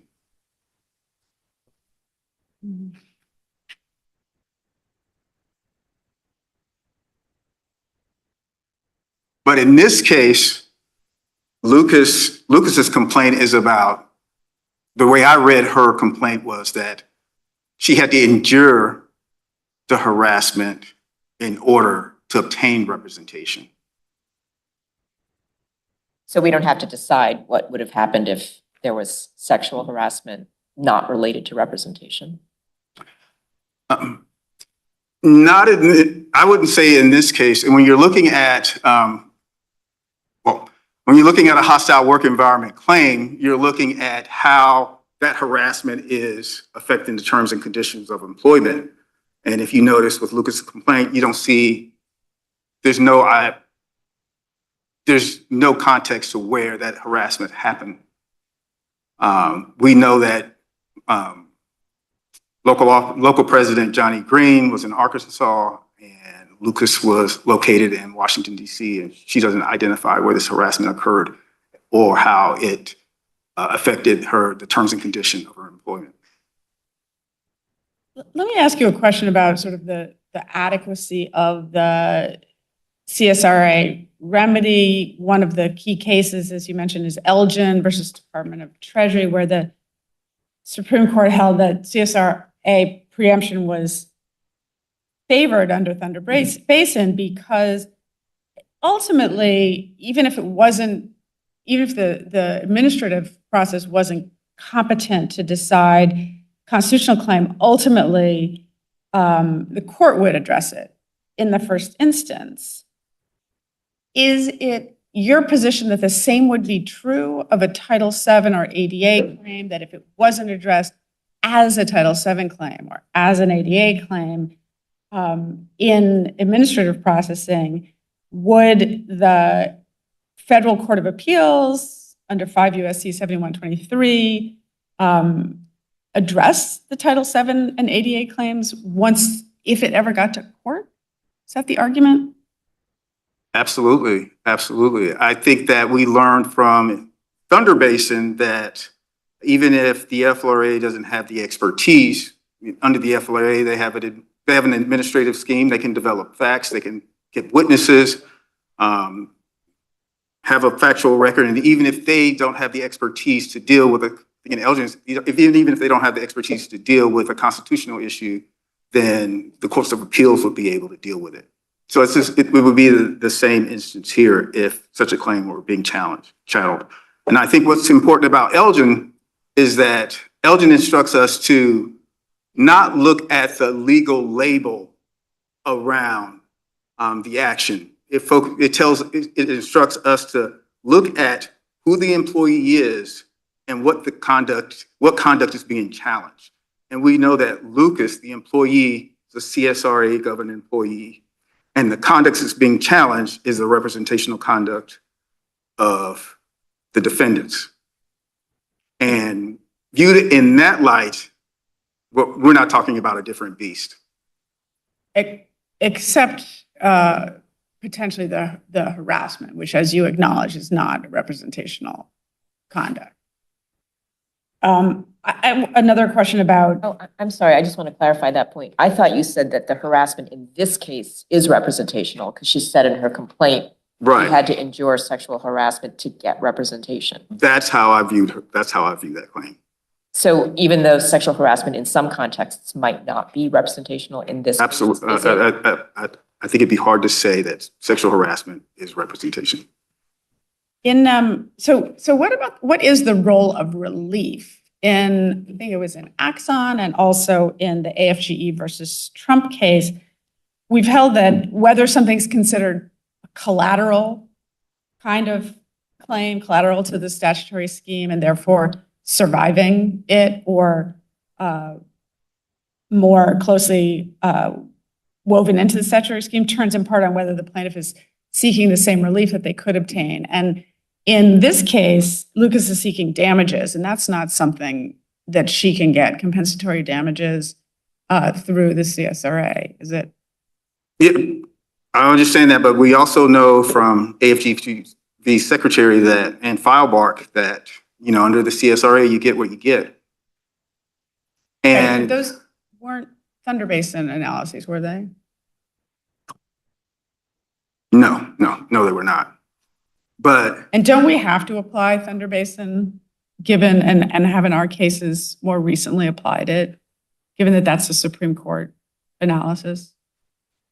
well, I think in this case, you know, those those factors are in the defendant's favor. I mean, we know that through AFG v. Trump that the FLRA administrative scheme through filing ULPs has been deemed judicial review, meaningful judicial review. And in this case, we know that Lucas's claim. That case didn't involve just ULP claims. It didn't consider the argument that for this lane of potential judicial review, the GC basically has unilateral authority not to institute, and that defeats judicial review. And that case doesn't tell us how to think about that for purposes of Thunder Basin Factor 1. Well, I know that, yeah. As far as so I guess the question would be, I mean, Lucas places a lot of emphasis on Thunder Basin Factor 1 and the idea that we should look at this similarly to Free Enterprise Fund, where there's a meaningful chance, a very meaningful chance, it turns out, that there won't be any judicial review. And why shouldn't that weigh heavily in Lucas's favor? Well, I know in JOXI, we're not looking at all the issues separately. We're looking at them together. And, you know, there were different circumstances for Enterprise. I know the Enterprise, they had to incur sanctions that would have cost millions of dollars in order for them to obtain some type of relief. They had to bet the farm, I think is what the court said. And in Axon, it's a different beast as well. In Axon, they were actually challenging the entire administrative procedure, and they didn't want to have to go through there was a here and now injury. They didn't want to have to go through the procedure because that wouldn't be meaningful. They had to take the time to go through a procedure that they felt was unconstitutional. Can I ask though, with respect to all of the unfair labor practices that are listed, is it the same procedure where the general counsel can just not pursue the claim and then there's no right to review in the courts? It's not just the discrimination claims that go through this, right? Or is it? All ULPs go through the FLRA administrative scheme. So it's all the same process, no matter what type of ULP it is, whether it's discrimination or one of these other ones. You file your complaint, the general counsel decides whether or not to help prosecute it, I guess. That's and then correct. If they choose not to, that's not appealable. They can appeal to the general counsel, and that's what Ms. Lucas has done in this case. I know, but then if the general counsel chooses not to, I guess, proceed with the claim, then that's not appealable, the general counsel's decision. Is that right? For all ULPs? Right, the general counsel's decision on that matter is not appealable. So I guess trying to reconcile Thunder Basin with some of the other cases that we have with respect to how to think about relief. Thunder Basin gives a framework for trying to figure out congressional intent, and it leads to an assumption one way or the other, but not a definitive answer. But is it direct evidence of congressional intent if not going through Thunder Basin, but just because Congress can just decide there's no judicial review here. Like Congress, if you're not trying to divine congressional intent by figuring out if there's judicial review, putting that aside, Congress could decide there's no judicial review here, and that's why we put it in 7116B, which deals with ULPs, none of which get the kind of judicial review we're talking about. Does that make sense? I think that when Title VII I can only assume that when Title VII of the Civil Rights Act was created, they wanted to have a body that would be able to address labor and management relations issues. The general counsel of the FLRA would be in that position, the best position to determine whether or not there is an issue regarding the union's conduct, whether or not their conduct breaches the duty of fair representation. I think that expertise is within the FLRA for a reason.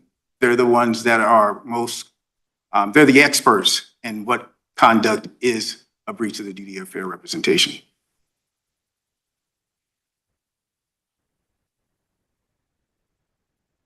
Thank you. If there are no more questions, I ask that you affirm the district court's decision. Thank you. Mr. Matz, reserve time for rebuttal. 2.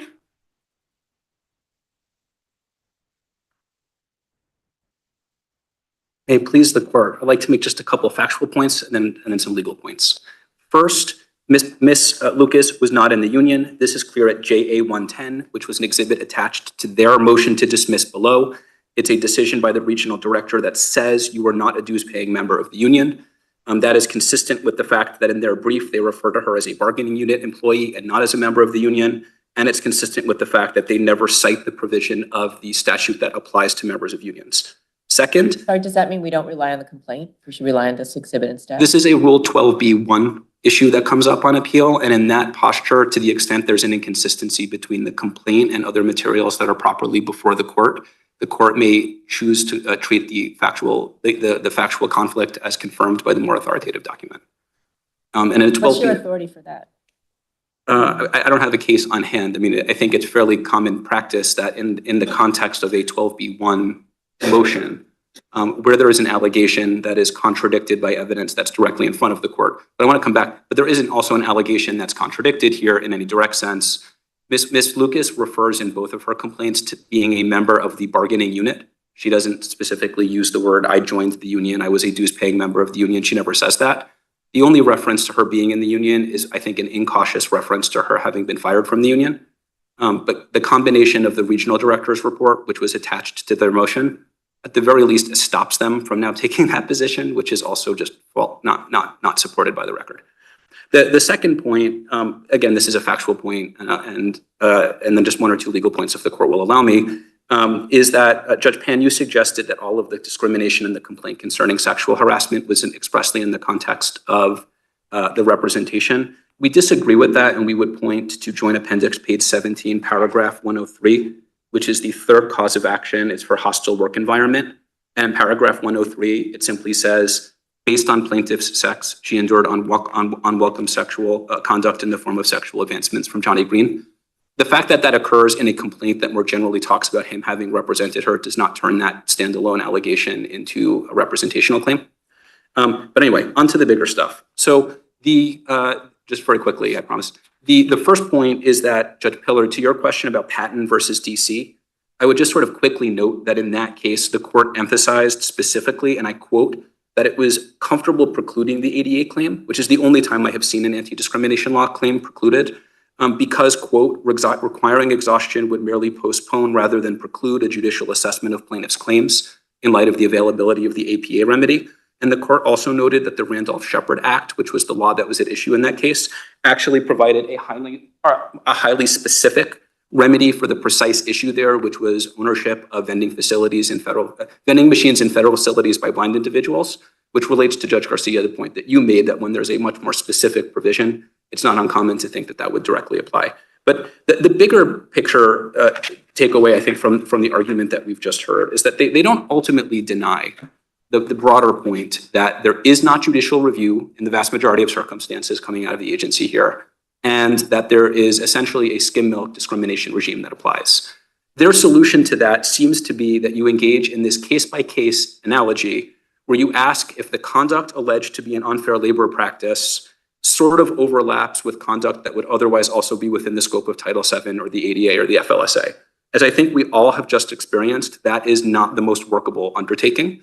That's true in part because there's essentially no FLRA jurisprudence or guidance around that. In practice, this would mean people would have to file all sorts of Title VII cases directly in district court, and there'd be a district court case-by-case analysis of what all of these provisions of the CSRA mean, and then you have to compare it to all of the things in Title VII and try to figure out exactly what the difference is. Not only am I unaware of any court ever doing that in a Thunder Basin analysis, and not only is that inconsistent with the Thunder Basin analysis, but again, I think there are significant practicability problems with thinking of it in those terms, which is why courts have not asked, is the substance of your claim something that you can get some relief for internally, and if there's some overlap, it's precluded, and if there's not some overlap, it's not. Instead, they have framed it much more as, are claims of this kind precluded as a group, or are they not precluded as a group?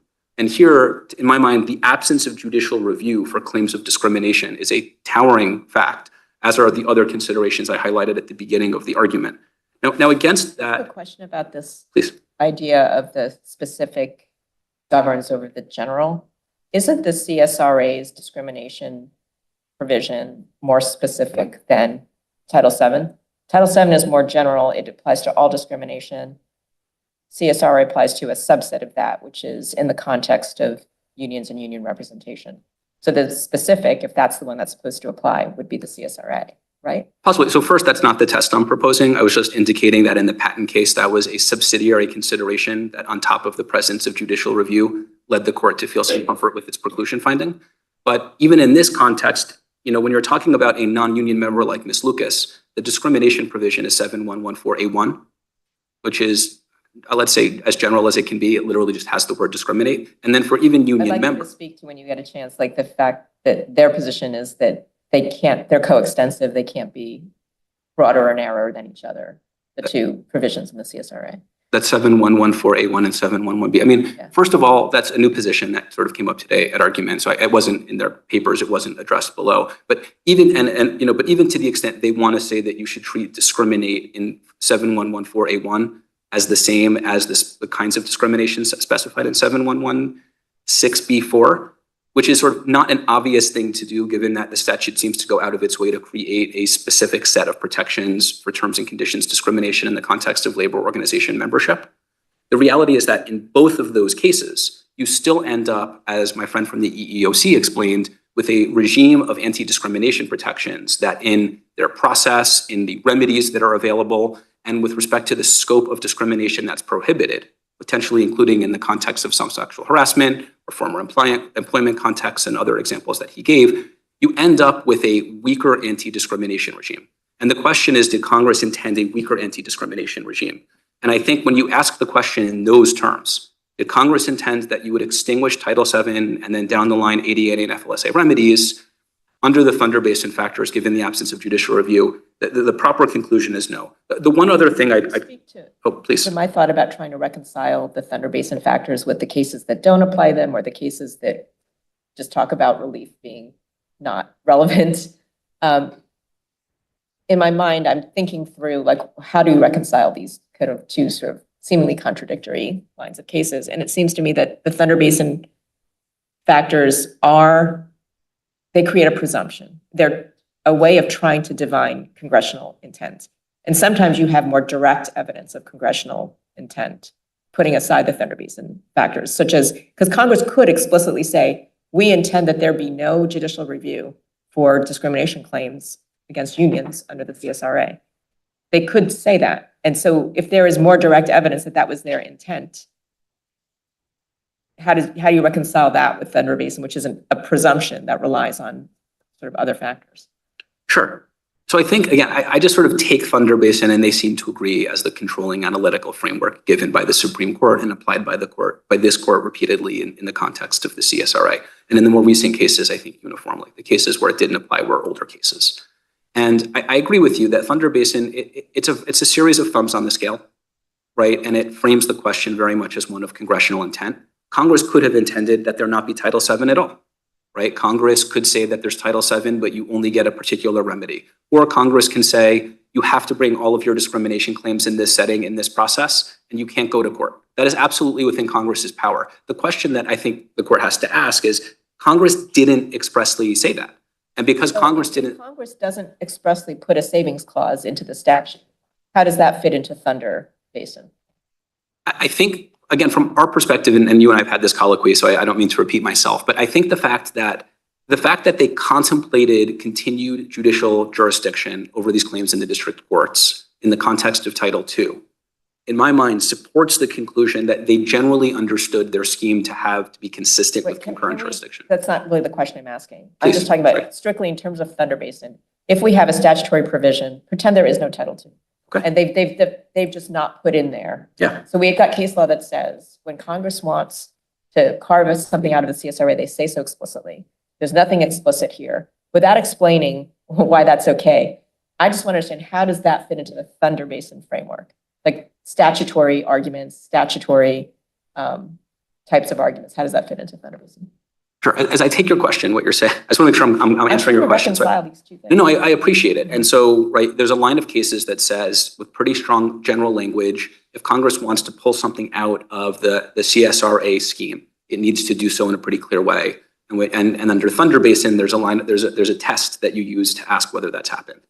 And I take your question to be, how do you reconcile those two things here? In my mind, the way that you reconcile them, first and foremost, and I'm just sort of going with what Justice Kagan has repeatedly told us in Axon and in Elgin, is that Thunder Basin is the test. It frames what the inquiry is. The fact that this court— That I'm asking you, which of these three things under Thunder Basin does this fall under? Sure. Principally, it falls under the second step of Thunder Basin, the first consideration, which is about the unavailability of judicial review. And I cited the Free Enterprise Fund case, right? They say that's distinguishable because you would have to bet the farm to get judicial review, but we don't even have the choice of betting any farms. Ms. Lucas doesn't own a farm, but we don't have the choice of betting anything to get judicial review. We're just totally excluded from it in this situation. But right, that's the first Thunder Basin factor. The other two Thunder Basin factors are about whether the claim is wholly collateral to the agency's process and whether it's outside the agency's expertise. And as I highlighted in my original presentation, I think there are strong arguments for us on both of those points. I also appreciate that the way the courts have described those points are not always consistent. So the collateralness consideration sometimes is about remedies, sometimes it's about, is it in the sort of same subject area? But we think there are additional considerations that I highlighted at the very beginning about— I think I just hear you arguing why you win under Thunder Basin as opposed to answering my question, which is just trying to figure out analytically, like how this works. That's okay. And your question, just to make sure I have it, is how do we prevail despite cases that say that you need an express carve out?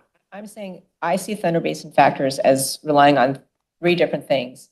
It doesn't really take into account case law that says we look to the text and the structure, whatever, of the statute, and if Congress wanted to do this, they would have done it explicitly.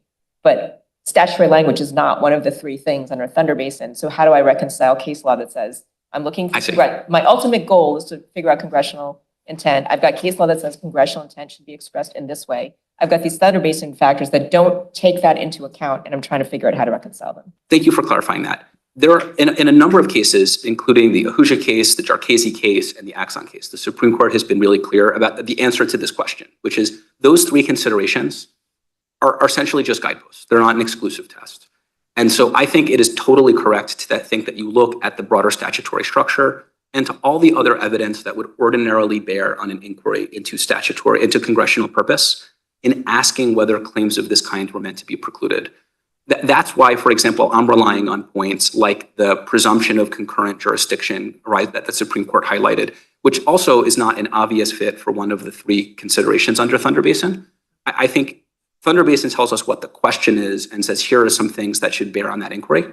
But it's not exclusive. It's not exclusive. And the fact that this court has had some broad language indicating that the CSRA is sort of preclusive a lot, but with respect, as Judge Garcia and Judge Pillard, I think, pointed out, with respect to very broad things like the APA or due process claims, in my mind, doesn't answer the more specific question where you have a presumption of concurrent jurisdiction and where you're really asking, do federal employees like Ms. Lucas ultimately just get second best anti-discrimination law? Thank you. Thank you. Case is submitted. The honorable court now stands adjourned until Thursday, October 10th, 9:30 p.m.